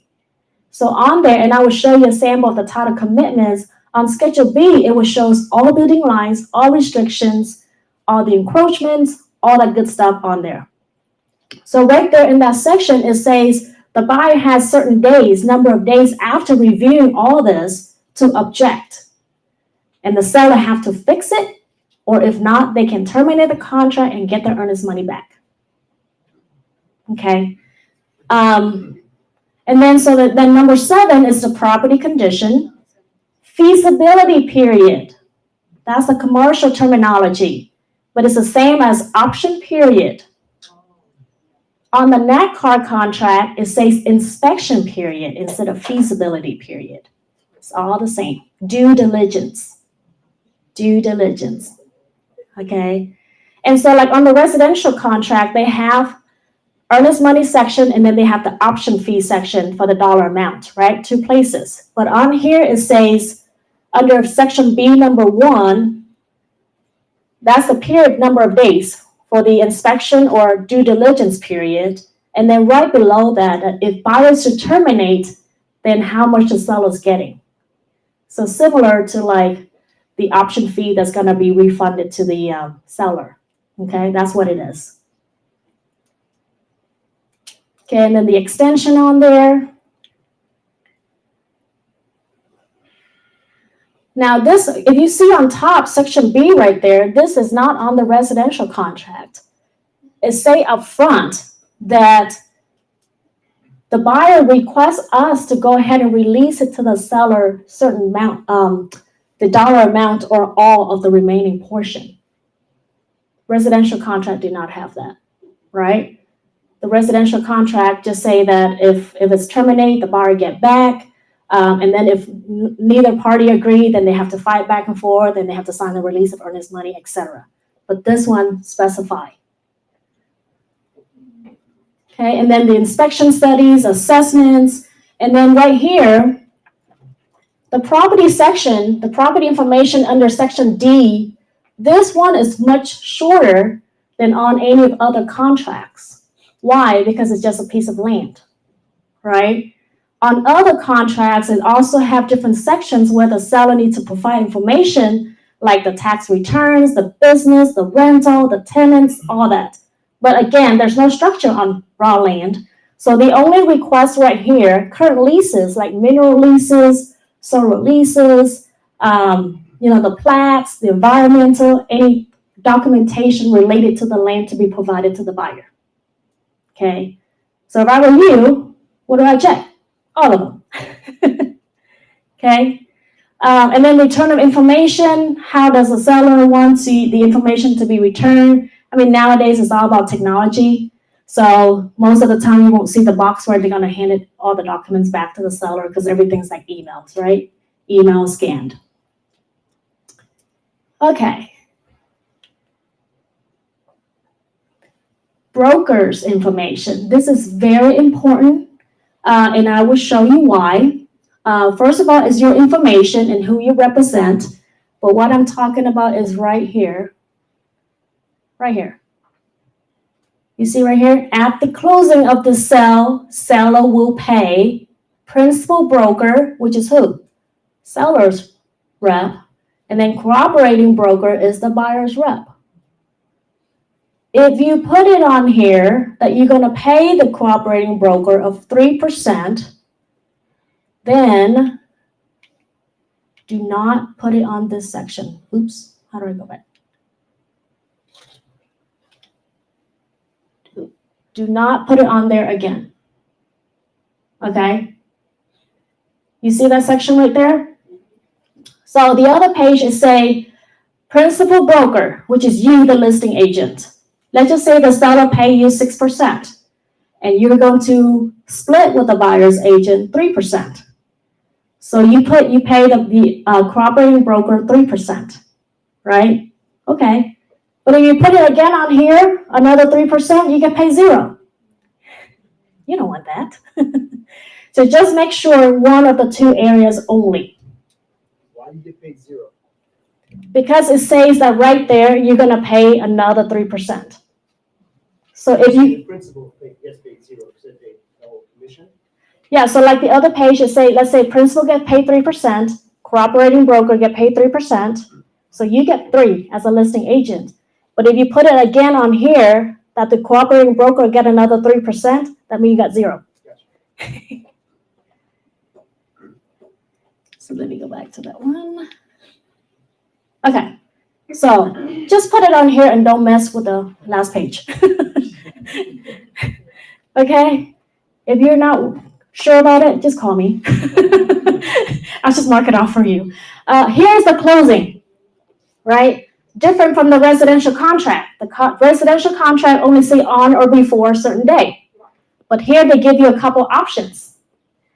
Either certain amount of days after the expiration of the feasibility period, which is after the due diligence inspection period, okay? Then how many days after for closing? Or second box is a specific date.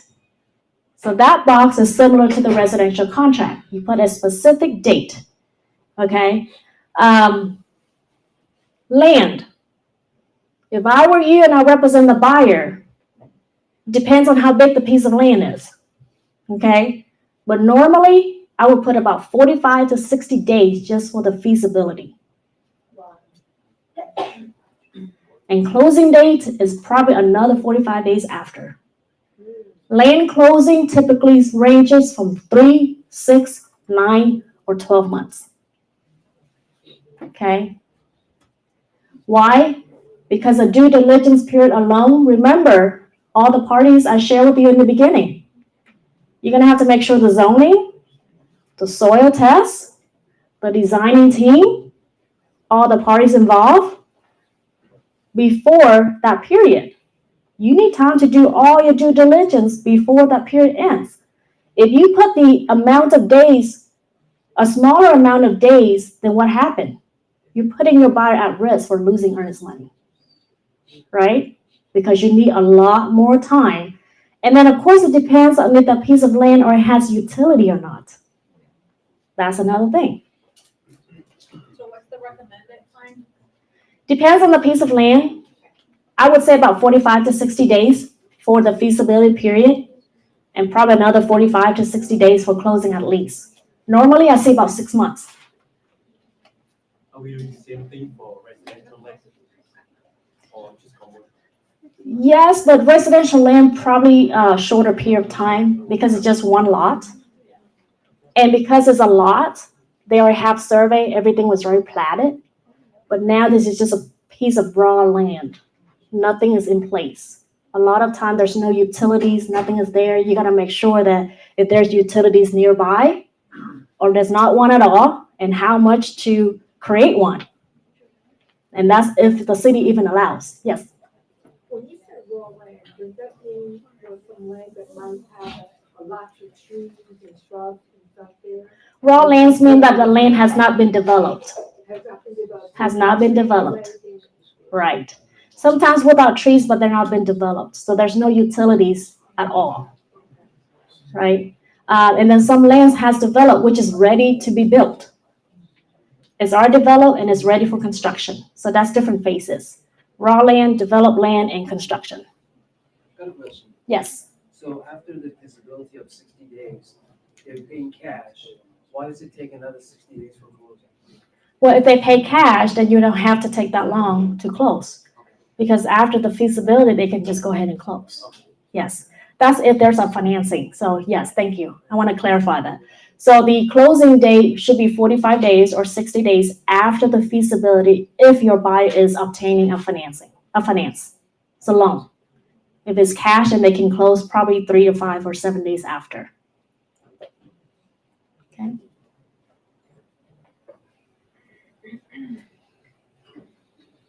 Okay, and then it's kind of disclosed what kind of the expenses is the seller's responsibility, buyer's responsibility. Now, Section 12 is special provision. It's going to be the same as residential. You are the agent. You are not allowed to fill this section out, right? Mostly the attorney does. The only time that maybe some exceptions is, like especially tract contracts. We have a lot of different forms on tract contracts. I believe there's like 50 addendums out there. So you can use them. But do not put it on there, special provisions, unless you are seeking advice from your own broker or an attorney. And if your client asks you to put something on there, make sure you keep that as records, because they can come back and sue you. All right, so prorations, tax prorations. But you can see right here, it has rollback taxes. What does that mean? Do we know what rollback taxes means? Okay, for those that don't, land usually have rollback taxes. So if I own 100 acres of land and I use for agricultural, put a bunch of cows on there and I just let it sit there because I inherited from my grandfather, right? But now your client is going to come in and going to build on top of it. It will no longer be agricultural. And on agricultural land, I get agricultural exemption for taxes. Lots of them, right? So what that means is, let's say that today's the closing date, and your buyer buy this piece of land and continue use it as agricultural. The exemption will stay on there, right? And so if there's any rollback taxes from the seller will be responsible for it. But let's say after the closing date, your buyer is going to use it for a different type of usage, not agricultural. So right now it's March, right? When taxes come out, they're going to go back to about 5 years. Wow. Inspection. They're going to inspect the property and see who actually owned this piece of land going back for about 5 years. And then they hit you with the taxes as non-agricultural. Wow. Okay? So don't be surprised as after closing, you hear back from the title company and say, your buyer owes taxes. Or if they get these statements in the mail, they'll say, there's delinquent taxes. That's what rollback taxes are for. I guess how can they do that retroactive? Because I guess that's a part. Because they change the usage after they purchase the land. But why would the new buyer be responsible for taxes that they didn't use the property for at that time? What it is they can go back to about 5 years for the inspection. So they will inspect and see if the seller really owned that land as agricultural. Okay, so let's say next year is when taxes come out. And now the usage, and so let's say that you're closing right now. Right. And we are using the the tax proration at closing with the agricultural. Right. Because that's what the seller has, right? So when taxes come out the end of this year, your buyer is supposed to pay for the full year, but they already got credit back from the seller from January 1st until the closing date. However, when new taxes come out and the buyer will purchases for different usage, Right. not agricultural, the tax office will go back and inspect the property. And then there will be rollback taxes between now to the end of the year. But that's what I'm trying to find out. Why is that? Because we don't want another situation down there, somebody's gonna say, that was wrong all this time, then there's another big. It's not wrong, it's because the closing is today, Right, but the usage is after the closing. So right now, closing. at closing, let's say today's the closing date, March 21st. 2024 taxes are not out yet. So we only use 2023 tax amount to do the proration, Right, and that's with the agriculture exemption. When the actual taxes come out this year, because it's not gonna be used as agriculture anymore, they're gonna raise the taxes up, right? So instead of paying like $2,000 a year, now it could be $10,000. I get that. So you're not talking about they going prorate back 5 years to go from. No. That's what I thought. Not like that. However, if, let's say I inherited from my grandfather, right? And the exemption has been on there for years, Mhm. but I may not use it. There's no cows on my land anymore because I don't like cows on my land, right? So I may remove the cows. There's no cattle on there anymore. Therefore, typically it means that I no longer should be qualified for the agriculture exemption on my land. So they have to go back. But if that's the case, then they're gonna hit the seller. Got it. And if it's after, they hit the buyer. That makes sense. Yes. So I got a question. Let's say this year the tax is $1,000. And from the past 5 years, the seller is paying, let's say, $1,000. If we go for the rollback taxes, so they will go back to the 5 years. So 5 times 1,000, so 5,000. They may go back as far as 5 or 10 years to inspect, Just to inspect. like audit. Okay. But your buyer is not gonna be hitting taxes without the agriculture for 5 or 10 years. Okay, thank you. That's what Okay. I'm trying to be clarified. No, I'm not still not clear. So let's say the seller from 10 years, he's Uh-huh. paying $1,000. Yes. Okay, 10 times 1,000, right? So now the buyer, he's applying for the rollback taxes. So will. No. He's not applying for rollback taxes, yeah. Right, rollback, how does the rollback taxes? So he have to pay 10 times 1,000. No. Okay. So let's say the seller has been paying $1,000 a year because he has the agriculture exemption. Now the buyer purchasing it, they will remove the agriculture exemption, so the taxes will not be $1,000 anymore. Let's say now it goes up to $5,000. Okay? The $5,000, they will go back and inspect the previous seller to make sure that all this time up until the closing time, did the seller really qualify for that agricultural exemption and pay $1,000 taxes? Most of this will be hit on the seller, not the buyer. Okay? But let's say that the buyer say, well, I'm going to continue the agricultural usage. The agriculture exemption will stay on there. But then he decides to change it, the usage of it. That's when the buyer get hit with rollback taxes. Right? Because I was like, well, Cindy's not gonna build anything on there. I'm just gonna keep the land as is for now. When taxes come out, I will continue to have that agriculture exemption, similar to residential with the homestead exemption. If the new owner occupied the property, they will file for the homestead exemption and they will continue to get the homestead exemption. But if one day they decide they're not gonna live in there anymore, even though they may own one house only, and they move into it with a relative, and then they rent it out, right? It's not their homestead anymore, but they still have the homestead exemption on there.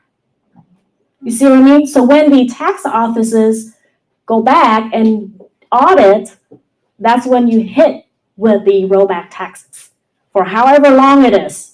So let's say 5 years from now, I continue with the agriculture exemption, but I don't put any cattle on there. Technically, I shouldn't be qualified for that exemption. The tax office one day go out audit, they can tax you for 5-year back of rollback taxes. Okay, yes. I have a question. So if I'm a seller, how can I approve, I have the agricultural use in the past 5 or 10 years when they do the inspection? Well, the thing is, in order to qualify for agricultural exemption, just like any other exemption, whether you're 65 or whatever, you have to submit an application to the county appraisal district. That you have to meet all the requirements for it to qualify as agricultural, right? For them to issue you that exemption. But if the buyer change the use and It has nothing to do with you. Oh, okay. Yeah. Only if you file for exemption, but you're not. Okay? This is very complicated, but most of the time the seller will get hit after the closing. Yes. What is the smallest acreage outside that? Jump ahead. That's okay, yeah, I was just gonna ask, so if a buyer buys property as ag, keeps it ag for a year, then changes it, puts a house on it, makes it residential, there's no rollback taxes in that case, it'll just switch, the tax will change for the new year, Right, there shouldn't be. there won't be rollback. There shouldn't be. But again, they need to contact the appraisal district and tell them, I've been using this land for ag for years, and now I decided to build a house on it, right? But here's the trick though. If you know that your buyer is planning to do that in the future, tell them this. So if I'm gonna do that, let's say 100 acres of land, and I'm gonna build a house on it, and I only need 5 acres, right? Replat, do the survey again. So then they can file the other 95 acres as ag, and the 5 acres that they have a house on it as homestead. Aha. That's why you should close with me. I'm just kidding.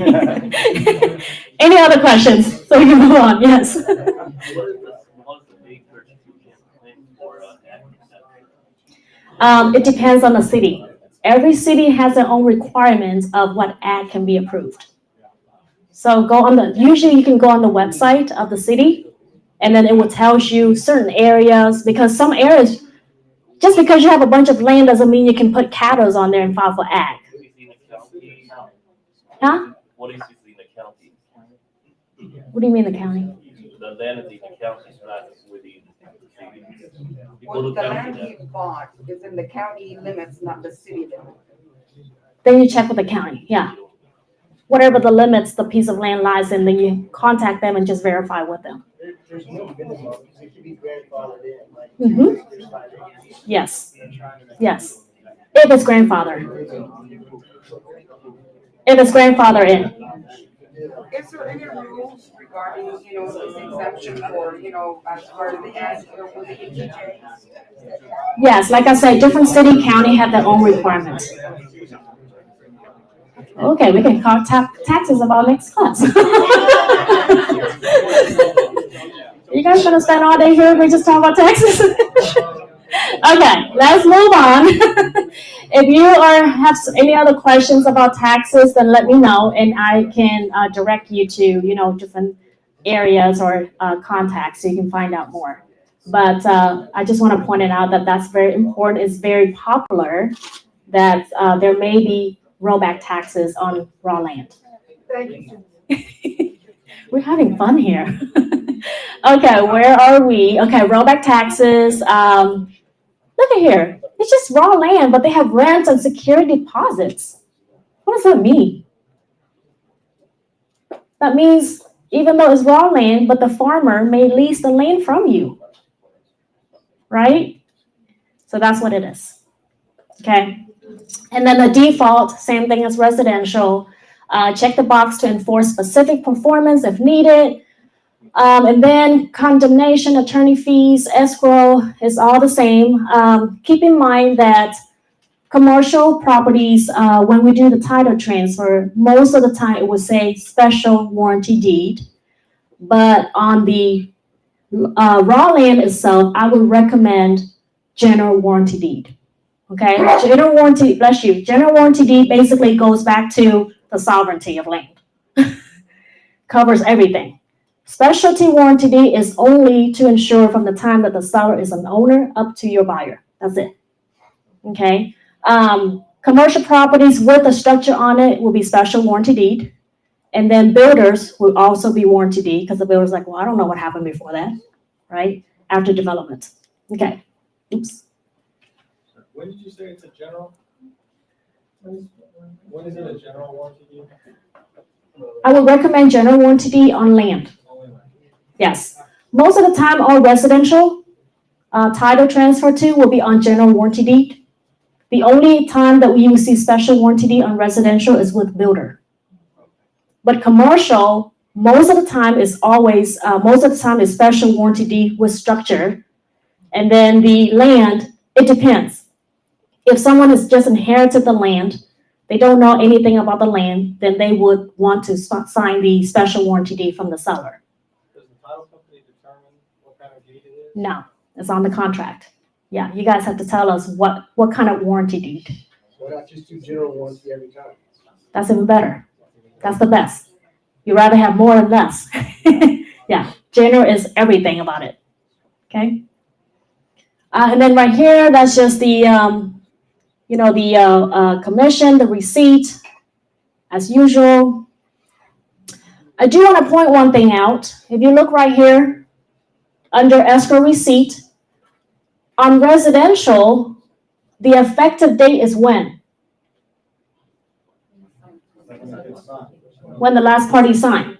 And then you fill out the executed date on the contract, send it over to us. Commercial, effective date is when we receive the contract. So if both parties signed from a month ago and now I just got the contract, the clock starts today. Okay? Okay. Questions on the contract before we move on? Except the rollback taxes. Yes, ma'am. Go clarify that. Yes, ma'am. Regarding the termination, when actually objection time after you receive the title, Mhm. Visibility, hypothetically speaking, let's assume visibility is, again, I'm gonna throw numbers. Mhm. It's not gonna be the actual. Let's say the visibility days, 10 days, Mhm. okay? Now, the objection, we choose maybe 1 or 2 or 5 days, okay? Would those 5 days be considered part of the, hold on for my question, if you don't mind. Were those 5 days considered or added to the visibility days for the money to become hard as far as visibility, money, or not?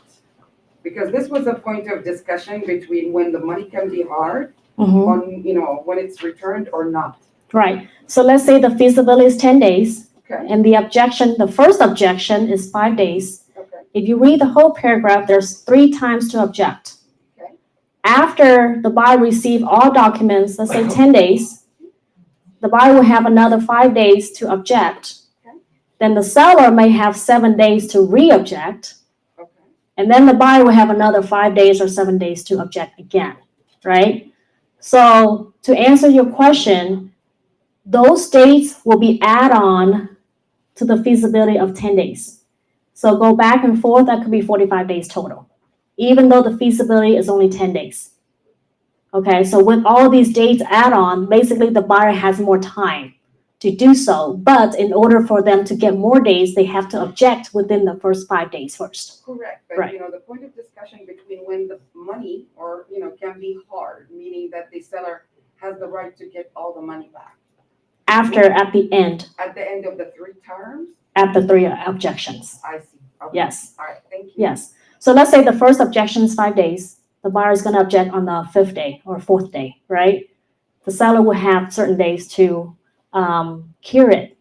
Mhm. And then let's say the buyer's attorney is still not happy with it. They're going to object again, right? And then the seller has the last time. That's it. So the money will go hard at the very end, the end of that objection. I see. But there's other terms on the contract that will allow the money to go hard with the extension, right? Information, property documents, the seller has to provide them within a certain amount of time, right? So it will take certain times to, and then title commitment too. Right. So your feasibility may be 10 days, but the contract say, I have 20 days to give you guys the commitment. So you see, you have 10 days, but we have 20 days. So basically, automatically, the buyer will have another 10 days to terminate or whatever. And then after they receive the commitment, that's when the objection period comes in. So there's many different dates before the money actually go hard. Well, it was, the lawyer said, just only include those, the first, if you will, objection days, Mhm. whatever you request in the beginning, add that, and it created a lot of back and forth between the three parties. Of course, Yeah. lawyers, us, and we're the sellers. Yes. And the buyers and stuff like that. So that's why I wanted to confirm that part of it. Mhm. Yes. So that, Yes. but thank you. You're welcome. Okay, so I'm going to show you a sample of example of the title commitment. This is the cover page.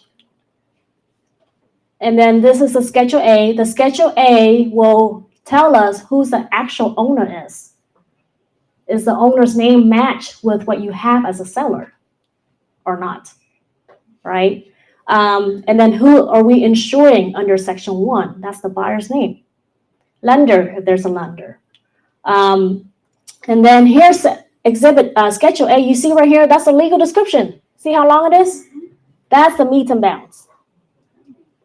Lot and block is just lot A, block 2 of whatever subdivision in the city. Boom, 2 lines. Meets and bounds can be 50 lines or 100 lines. Okay, it depends on how big the land is. All right, Schedule B is when you see all the easements out there. One thing I do want to point out, on the land itself, you have to make sure there is what is called an ingress and egress easement. What that means is it will allow your client to have access in and out of that road. If you don't, your buyer investor will end up losing a lot of money to create the road. And sometimes they cannot even create one. Okay? And whether there's an ingress and egress already, but the seller signed it with his neighbor, we got to make sure the neighbor allows your new client to have access also. Because if they don't, he only allows me as a seller. But now I'm selling the land. So we got to make sure that the neighbor will also give the new owner access to that land. So, It's called egress and ingress, in and out. so if the seller has an agreement with the other party to get access, do we have to get another agreement, or that can be extended to our buyer? Both, right? So it depends. It depends on the current agreement, what it says on there. It could say on there that I'm giving Cindy access and whoever Cindy is going to sell the land to. Or I'm going to only give Cindy access, right? So we have to make sure all of that will be disclosed on Schedule B, if there's any. So what if there's not? You got to make sure that that's been taken care of, because otherwise your client does not have any access. And what if the original person, owner that signed that lease from the neighbor passed away? We have to hunt down the heirs, to have them sign a new lease or the new agreement. So that's something to think about, yes. This happens during the feasibility period before closing, or has to be done after? Yes, and that could be one of the reasons for objection. Objection, after they receive the title commitment, they have how many days to review and object? This is one of them. So is it buyer to fix that, or buyer can ask seller to fix? You can ask, usually the seller is the one that needs to fix it, because they're the one that have the agreements with the neighbor next door. But that's one of the good reasons of the objection. Or if it's a piece of raw land, but they may have fence already for the cows, that fence may encroach on the next door neighbor, right? On here too, that's also a reason for objection. And that's why I encourage you to get a survey, even if it's a cash purchase. Because without the survey, you will not know for sure where your land ends. Okay? Is there like a specific, automatic verbiage to grant the new buyer that easement? No, not necessary. It depends on what they agree beforehand. I got you. Sometimes it does, sometimes not. Like I ran into a problem with, one of my developer has a problem. I'm not sure if you guys are familiar with Richardson, but off of Jupiter and Beltline. Remember behind, was it Walgreens or CVS? CVS, with the condos and townhouse right there. So there's a developer come in right behind that Walgreens. Was it CVS or Walgreens? Anyways, but he was gonna develop the land and build like 100 homes or something on there. Well, he couldn't build for 5 years now because he does not have that access. Okay, the only access that he can get is between that Walgreens and the neighbors. But in order to get the neighbors to grant the access, they have to go through the HOA and go through all the votings. And none of them want to vote and give him grant. So has no access. Okay, so something to remember. Okay, so then again, everything should be on here. And then Schedule C, if there's any liens on there. Any liens on there, it will show up. You can see right there, there's a divorce. So we have to make sure that's clear. Both parties signed, if it's not finalized yet, etc. Okay, so to wrap this up, I want to show you the example of the land survey. Look at the survey. Beautiful, right? Not really. Why? Let me show you this. I don't know if you can see me. You see all this wiggle line right here, dots? Flood zone. So this is 15 acres land, but flood zone is already about 5 to 7 acres. So they cannot build anything on there with the flood zone. And this is one of my files that got terminated. Do you have contacts where they can change the flood zone? Because we actually have a development where they're trying to change or minimize that flood zone area. Yes. Okay. Yes, you can do that. If the developer does not have any contact, basically, let me ask my survey company. I'm sure they have those kind of contact because sometimes they can fix the flood zone, right? By pouring the concrete, dirt. Yeah. And that's one of the problem with the piece of land I mentioned in the beginning in Houston that got canceled is because there was a lake in the middle. And the buyer was gonna come in and build up like housing, right, for senior living. But they cannot fill up that lake because of the soil and the flood area. So they end up terminating the contract. So it cannot be left as is, you can build around it, for example? You can, but it's gonna cost a lot more to fix the flood zone. I see. That being said, is this like more of a creek? Yes. I see. And it depends on, because I faced one of the lands that I wanted to buy for my clients. And the buyer refused to fill it. Yeah. And it was a back and forth, how much it would cost him to fill it in. But was this hypothetically speaking, huge creek or small creek that can be filled? It depends. Right. It depends. But I see that most of my developers, smart, use it in a smart way. Instead of fill it up, they make a common area. Let's say apartments. Yep. Right? So they make it a common area. They build the gazebo, all the outdoor around it, right? Put the bridge over, right? And that's the most cost effective in usage. In our case, we could not do it because it was a trucking business, so they needed the whole land to be used. It cannot be. That's why it's very important to understand all these aspects. Correct. Okay. Any questions? Okay. All right. So what time is it? 12:08. Okay. All right. So did anyone put the questions in the Q&A, or you can just ask me right now? No rollback Texas. Okay. All right. So every workshop after the class, we have lunch and then we'll take you on a site tour, right? Today's topic is on land development.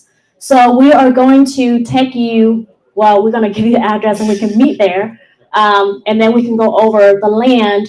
So the person that will help me do that, conduct the site tour, and also this is one of his projects, he's going to come up and share with you what the project right now that he has for land development construction on a mixed use. And then we will take you there and then show you where something's supposed to be on there. Okay, so help me welcome Mr. Calvin Wong.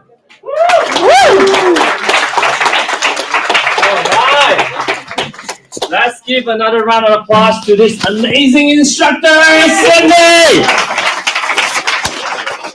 All right, all of you guys are land expert now, huh? You guys can go out and look for some land and do some development. Be a developer. Make some mucho dinero. All right, my name is Calvin Wong, and today I'm just going to quickly go over. Let's go back to the survey. I love the survey, so I can talk about more. Clicker. Duh. Wait, is this? Oh, here we go. So, I'm pretty sure Cindy covered a lot of stuff. I'm here merely just to add just a little bit more. For those that usually have lunch on time at noon, I apologize. I'll be go through all the slides as quickly as I can. So what I want to for you guys to take away today is just remember 3 things when you look at a piece of land. Okay? Don't look at the price first, because if you look at the price, you'll be tempted to, oh man, this like 50 acres is only what? Like 200,000? Wow, I'm a genius. I can find a deal and flip the land. So before you even have that thoughts, make sure you go through these 3 factors, okay? Number 1, zoning. You need to figure out what the zoning is. The land, you need to know what is zone commercial or what is zone residential, because let's say if you are looking at a piece of land, you want to build a hotel, and the land is not zoned for that. So there's a process to go through the rezoning, and usually it takes somewhere from 4 months to even a year. It just depends. Now, for those multifamily developers, there's a term called NIMBY. Anybody heard of that? NIMBY? Yeah. Not in my backyard, right? So if you try, if you are helping your client, what is a developer, or you want to build a multifamily, if you look at a piece of land, you'd be like, oh man, this is like, perfect size, rectangular. I can build like, multi-story, garden style, whatever. Make sure you check the zoning, because throughout the zoning process, you're going to get a lot of heat from the surrounding residents because they get notified of the zoning application. So make sure you look at the zoning before you jump into conclusions like this land is a great deal. So zoning is number 1. Number 2, easements. So when you look at the survey, hopefully you know what a survey is. Sometimes you get all these, dotted lines and like things. I kid you not, I've seen like survey is like, there's so many things going on that I just give up. Like, it's like, there's nothing I can build on the land, because especially if there's a gas line easement, or power easement, you got to watch out for that, because gas line is underground. So let's say you're looking at this piece of land. Let's say it's 5 acres. You're like, okay, perfect. 5 acres, I can build, let's say 30,000 square feet. But if there's a gas line easement cut across this, then you got to watch out, because a lot of time gas line, you cannot build a structure on top of it. However, you can build roadways like access, because gas lines, sometimes if they have to come maintain or whatever happened, they have to dig up the property to get to the line. So imagine if you take the risk to build a building. I mean, again, the city is not going to let you do it.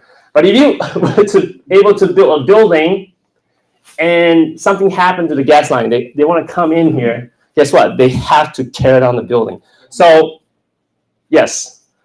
So easements, make sure you watch out on the survey that, you get a pretty clean piece of land that you can build whatever you develop. And finally, number 3, I think Cindy touched on. Oh, go ahead. Can you reroute any gas easements or gas lines? My suggestion is, because the thing, when you are dealing with those, whether it's railroad, utility, is this recorded? Okay, I gotta be careful. You're on YouTube. I'm on YouTube? Oh my God. Hopefully go viral. Because you are not their priority. Let's say that. Because whatever that is put in place and you try to make changes, your request gonna be like way at the bottom on all the stuff that they're working on right now. So there's really no point to try to do it. I mean, you can, but it's just going to kill the deals because you're not going to close on the land until you get all those matters resolved, right? And the seller's not going to give you like 2 years unless you keep on putting in hard earnest money. So yeah, I mean, it's try to avoid that. So those are the three. The last item is the floodplain. If you go onto FEMA, anyone knows how to check on the floodplain, right? Just go to the FEMA website, put in the address, or look it up from a map. It will show you like whether that property is within the floodplain and whatnot, zone AE or zone X, whatever that is.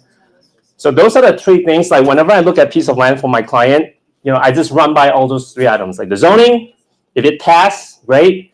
If it's not the end of the world, depending on what you're trying to build. And if the city, talk to the city planner and see what they are more open into it.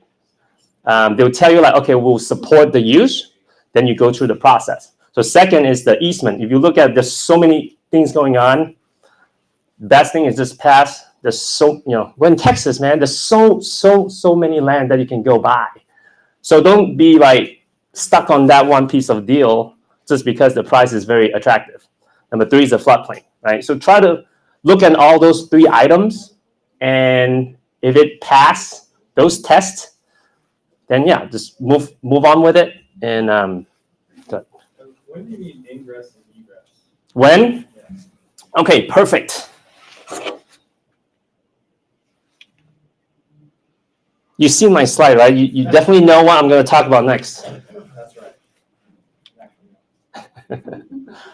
Okay, so this is a project that I'm working on. It's a 3.8 acres land. We're building 2 retail centers.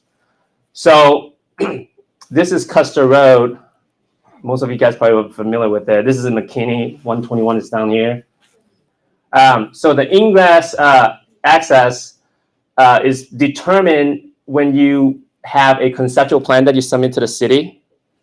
They're going to have a pre-development meeting. They're going to have the fire marshal. They're going to have the landscaping department. They're going to have different departments sit in the meeting and tell you like, okay, we need to have a right turn lane on here. We need to have a curb cuts. On any development, they almost need to have 2 access points. So if you look at this rendering, we have 1 access point from here, and the other one is from here. The reason is because it's more so for the fire trucks, fire lane access, because I don't think fire truck can reverse, right? So that's why when they come in, they have to find a way to go out instead of like. So that's why you have to have 2 access points. Does that answer your question? Is it mandatory to have 4 access points, or they can have some kind of a cul-de-sac because it is residential or something? So if you have a circular, like if the land, let's say you're at the end of it, it also varies by city. So city has the final say, depending on, of course, Frisco is the best city in the world. That's why they anyway, so yeah, it just all depends by the city. And then if you have enough land to even do like 2 access. So like some subdivisions, if you want to build a residential subdivision, you could have 1 way in and 1 way out, basically, or is that not allowed? On residential? Yeah. I am not sure. Yeah. I think maybe in the city. Maybe the city. Because Cool. I was told you have to have ingress and egress on larger subdivisions. So you have to have a way in and a way out. That's a different way. And I just don't know.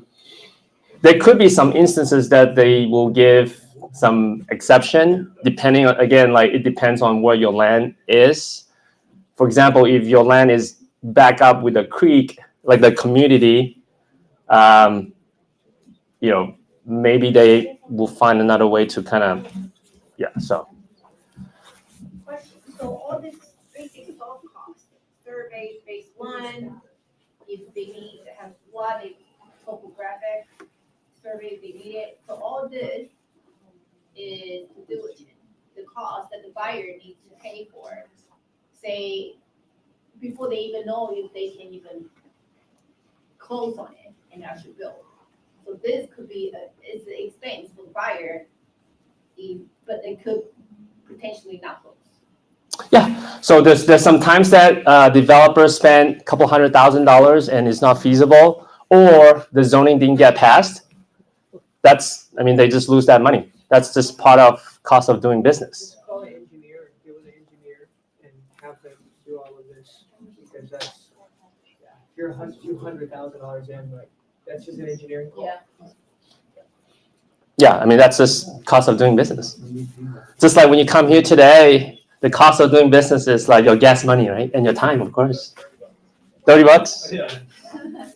Yeah. That's why you drive a Tesla. Great question. Let's see. If you ask the builders and et cetera to do an estimate for you, do the builders do it for free for land that you haven't bought yet, or what kind of cost are you expecting? Contractors can give you like a high level number, but they're not able to get into, because unless you have a plans that's already approved with all the civil engineering, because there's so many things. This look very simple, but there's so many things going into it behind the scenes. So it's very hard for them to like, okay, here's the number. They can give you a range, but it's just going to be like a very high level. Was that a big upfront cost to get that site plan done and through the city and all of that? A lot of time, a conceptual plan, until you sit into a pre-development meeting, the city will look for like, okay, I need to have this and this and this. In the beginning, when you create like a conceptual site plan, you probably spend a few $1,000s first, and then send it to the city, right? And then they'll come back to you and say, okay, well, we need like a full blown of X, Y, and Z. Then you, continue, get onto it. But did you have to get a loan for, I guess, like you were saying, the development loan and a construction loan? Well, the thing is, at this point, you haven't closed on the land yet. Okay. So pretty much it's your own dime, or you can call Daniel and say, hey, I need some moolah. That's what my daughter said, moolah. It's like, what do they teach at school? Oh, their friends. Cool, great questions. And let me see what else I can.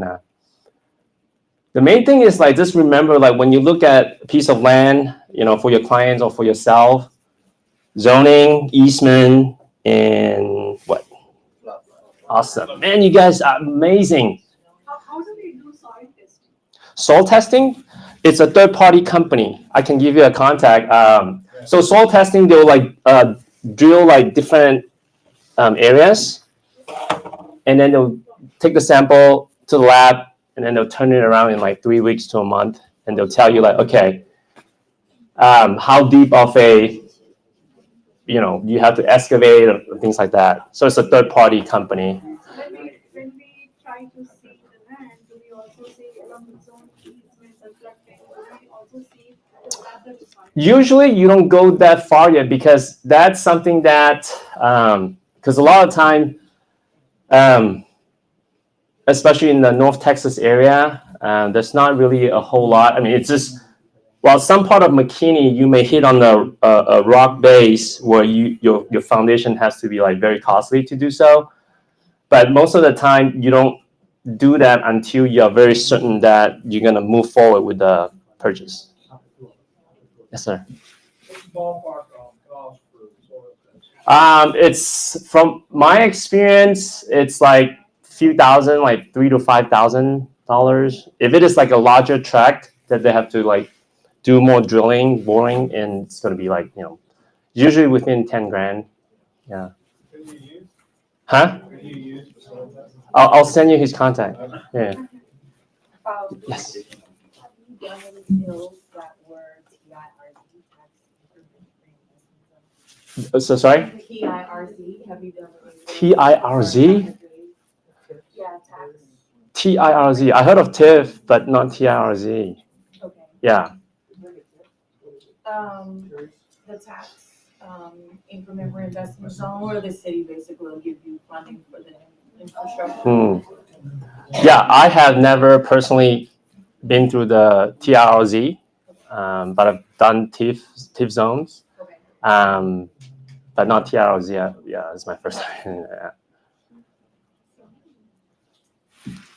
Besides gas lines that you cannot build on top, what else you cannot build on? So yeah, so there's there's some gas is there could be like water easement too, water line, and then if you are looking at a piece of land that's like gas wells, that's another thing you have to watch out for. There's usually like a radius of 200 to 300 feet from the gas well. You cannot build. That's a radius. And then also they have, so their rights, because you have the surface rights, they have the subsurface. So their rights is, what's that word? No, I mean, so their rights supersedes your right. So if they need to damage your land, I mean, to come in and drill, they can. But of course, most of the time, there's an agreement that they need to restore or pay you the damages. Yeah. So the gas and water. Gas and water. The towers with the Power towers. Yeah, power line. So like power line cut across, so you cannot build anything. Like there's a 50 feet wide easement along the power line that you cannot build. But you can do like parking, because parking is a pavement. If they need to tear it apart, it's just concrete pavement. You're not talking about structure. Yeah, you cannot build structure along, yeah. But there's a 50 feet like easement. Yeah. So if the gas company has to come in and tear up your road on the gas pipe, who's going to pay for the repairs? Yeah, so that's a great question. So a lot of time so when I say that, I'm usually kind of on the extreme side. Usually they'll try to minimize the damage to your pavement, because a lot of time, like, they'll try to avoid that if they can. But if they really have to fix it, they have to come in. And they'll come and so one of the deals that I was working on, they were actually very nice. Like they will say, hey, like they'll pay for damage and things like that. So it just depends. But by rights, they don't have to, because that's an easement. Like, who tell you to build something on the easement, right? So.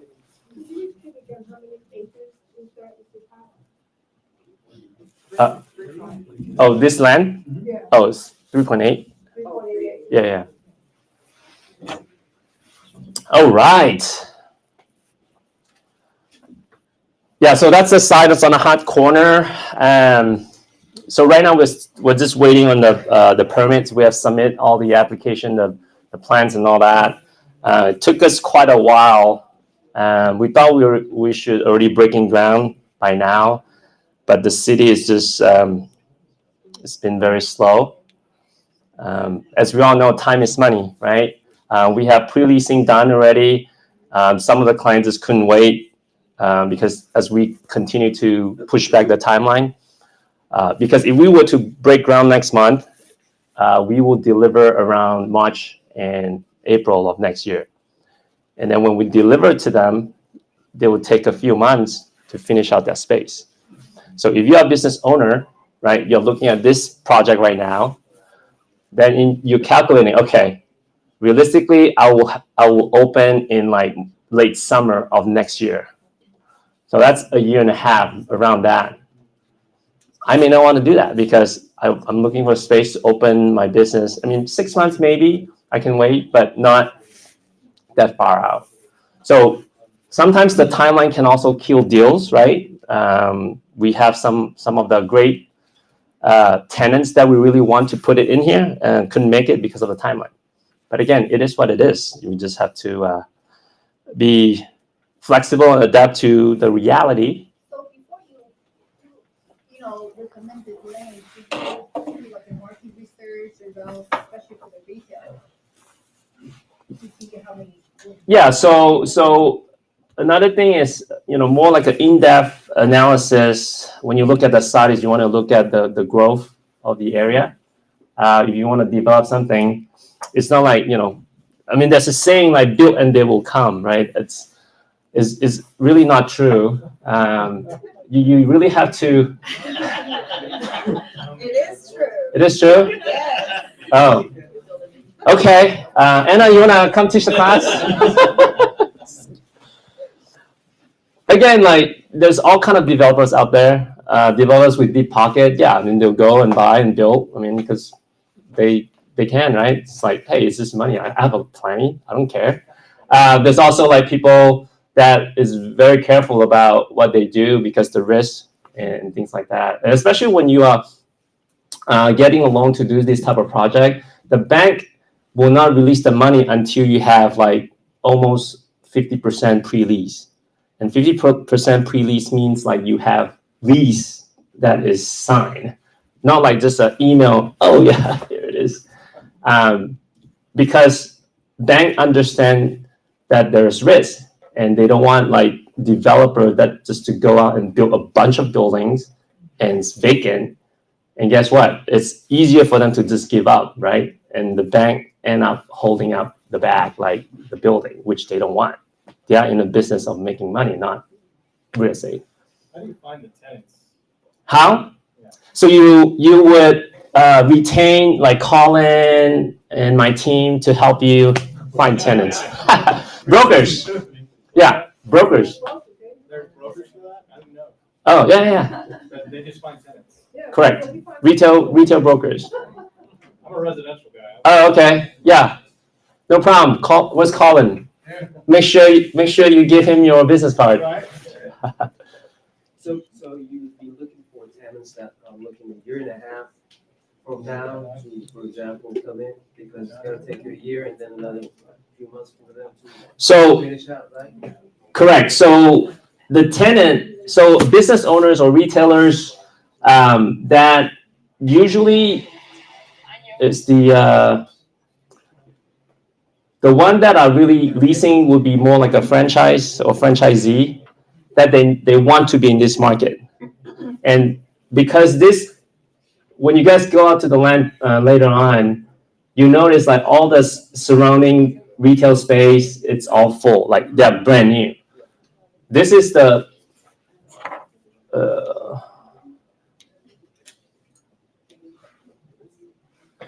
so if you look at the map, whoa, there we go. So everything else is already built out. There's no land left, right? So the retailers that want to be in this demographics, this is the only site they just have to wait. So that's how we get the deals done, is like they want to be in that trade area because of the income. They just have to wait.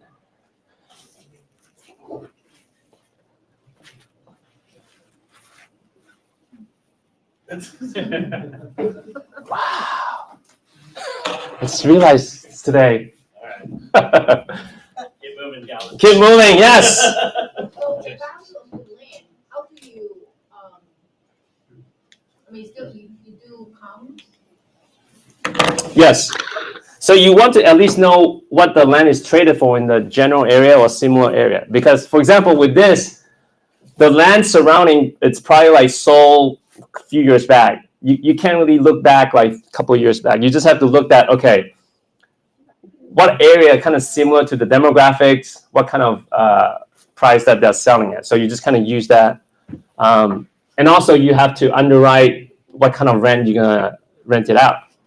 Because this land cost is part of your expense, right? And you want to be able to have the rent to justify the land cost. So, all right. Is that near Craig's Ranch? Yes, so it's just in front of the golf course. So the Craig Ranch is right here. So we are just right here. So after lunch, we're gonna head over there and you can see the land side. So what's the ballpark figure for land over there? Right now, it's mid-20s to 30s if it is like 2 or 3 acres and up. If it's like an acre pad, it's like $35 to $40 a foot. Yeah. So the acre pad is not for like multi-tenant retail buildings development. It's more for like single tenant user with drive-through. 35 to 40 a foot for a 2 or 3 acre, 4 acre tract of land would be in the ballpark.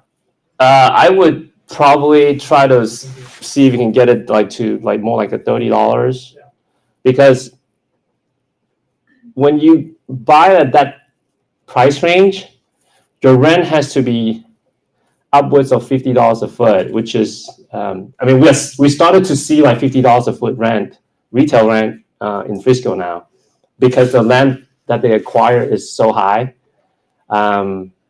They just have to, translate into their rent. Funny how everyone thinks that the poor people ought to move to Frisco and prosper in Salina, and they don't realize how expensive that dirt is up there. Yeah. It's astronomical. Yeah. Are your rents, for if it's $40 to $50, is that including like your cams? No, as well? that's just a base rent. Great question. So what are the 3 factors that you need to look for when you're looking at a piece of land? Price! No. Awesome. Man, you guys are amazing. You guys are an expert now. So hopefully, yeah, that's all I do. Like if I look at land, those are the 3 things that I cross-check to filter out like, okay, no, this is not gonna make it.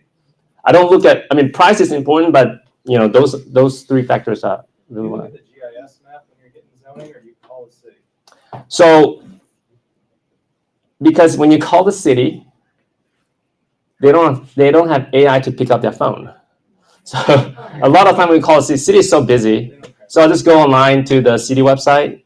Right now, the good thing is the data is very easily accessible on all city websites. They understand that because they know that the frustration of like people, waiting on the phone or even like drive all the way to the city hall and try to ask this one question is, so they have, like you said, it's a GIS map. You just go look at it, put in the address and pull out the layer.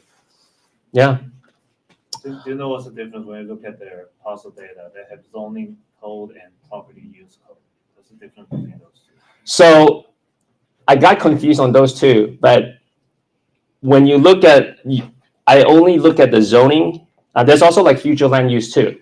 So when you look at the zoning, they have different colors. So when you pull out the GIS map, they have like different colors and they have like, labels. It's like, okay, this is C1 or C2, like C, commercial. So you always go by that. And also, not to confuse you, there's also planned development layer, PD.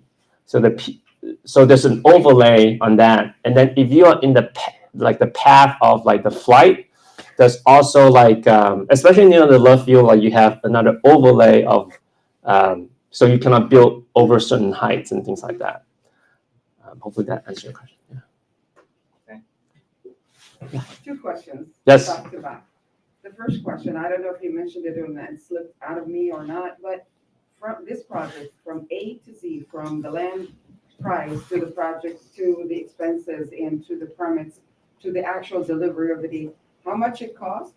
And the second question, is this to hold for the, for whoever is, the builder, or they're open to sell it?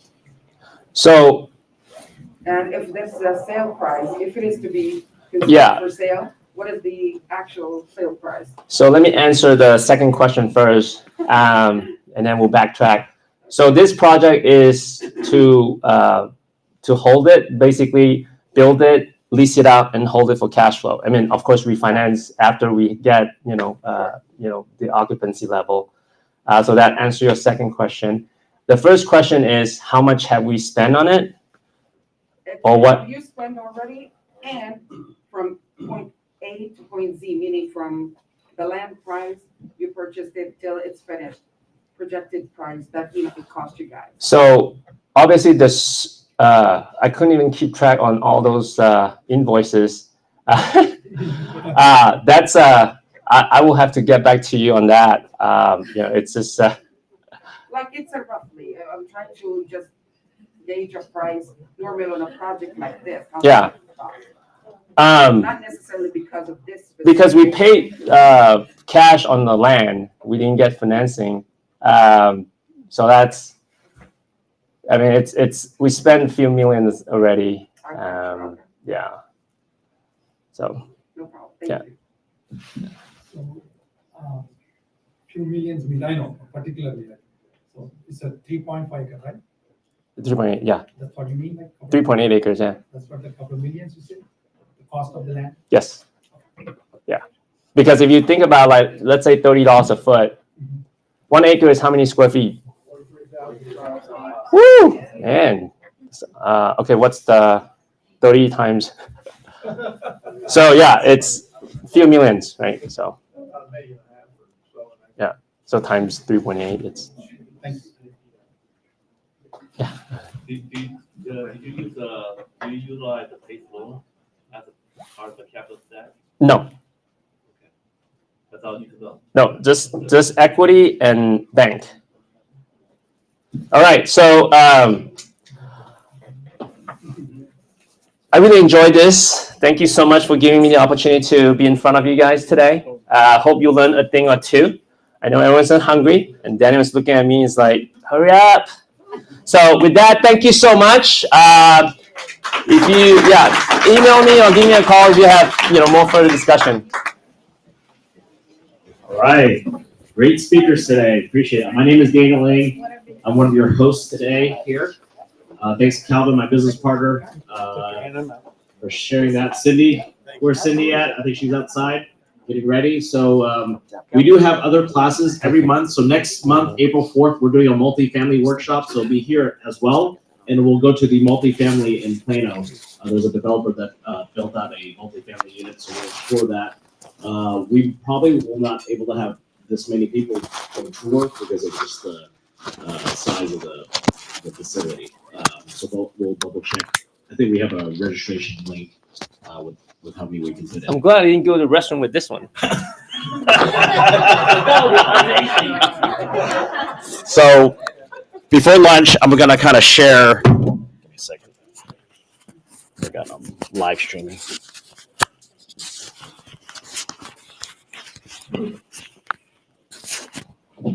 Yeah, so what is We Partners Network? So basically, Calvin and I joined eXp Commercial 3 years ago, and we realized that we could create a real estate community, what we're doing. So our team is right now about 200 and some odd people, not just in Dallas. We have teams in Denver, San Francisco, Chicago, New York, Florida, and it just allows growth. So after understanding a real estate platform, that's what the ecosystem of eXp, we're able to just continue to grow and just build with partners. So no one is my agent anymore. Basically, when people join us, they become our partners, and that's how everyone should be, because we're all entrepreneurs. We're all 1099. We're all in the business, in the industry. So we created this real estate club or this community called We Partners Network, and basically our mission is really just coming together with different entrepreneurs and different mindset, adding value to the table, right? So I'm no longer the broker of record. The broker of record is eXp Corporate, but at the same time, it's just a platform. It's like an Uber platform, and that's how you have to view it. We have a lot of events going on. This is the commercial. You can take a picture of that. These are Cindy is great. She's already lined up the whole year of classes, and that's just one part. That's just Cindy. We have other leaders in our organization that are doing classes as well. But she basically came up with the idea. I'm just going to plan everything because that's how awesome she is, and that's what she did. We have a regional rally. So if you want to meet our founder, Glenn Sanford, we are having a regional rally in April 16th. He's a billionaire because he created this Uber platform for real estate. So if you want to meet him, it's an opportunity. We're not going to have a big venue. It's like 450 people because our company is at 90,000 agents right now. So we're the largest independent brokerage on the globe. We have a happy hour today. So after the event, we'll have a happy hour from 4 to 6. Pray for no rain until after 6. That's that. This is kind of information of important dates that we have for our group. So you can take a picture of that.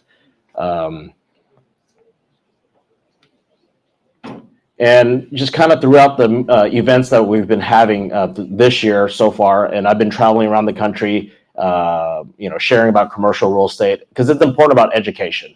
And of course, we have other leaders that are doing different events in our organization. It's kind of what we're done. I just got back from Cabo, so a lot of our EXP leaders, we came together and just have a lot of masterminding because we have to invest in ourselves. So as a real estate entrepreneur and a practitioner, you always that's why you guys are here today. You want to have, you're investing in yourself. I'm really proud of you guys coming because you didn't have to, right? You could have been doing other things or watching Netflix or just moping about NAR and stuff like that. But you guys chose today to come in and to learn. So just other pictures of fun things we do. We had another absolute triple net. One of our leaders, Katie and Judy, they did an event. So we have events all the time. And what's nice is, as a broker in the past, I used to have to plan all these things. I don't have to plan. I just show up, which is great. So I was in Wisconsin and supporting. We have, different events together that we support, we sponsor, and it's just been good. We had our, kind of our potluck event for the wintertime. So, yeah, just a lot of events. So that's what really I wanted to kind of share. If anyone, whoever invited you, or if you just found it on social media and you just want to learn more about our community, what we're doing, I'd love to sit down with you guys and just kind of share. My goal is just to share our opportunity of what we're doing. And if you want to be part of the community, please let us know. If you just say, hey, I'm happy where I'm at, that's fine too. The main thing is in this platform, we own it together because we're shareholders. That's another thing about EXP. We are owners of the company. We're publicly traded on NASDAQ and we get to own it together and grow it together. So hopefully you guys enjoy lunch. We're going to meet out in the patio today. I just finished building that out. So check that out, take pictures, and see you guys next month. And then we'll see you at the tour as well. So whoever wants to go to the tour, welcome to you. If you have other things to do, I understand. All right. Thank you.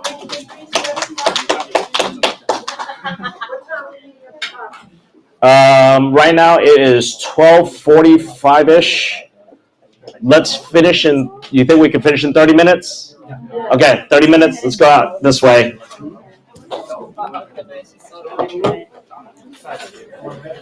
All right. Let me shut down the live stream.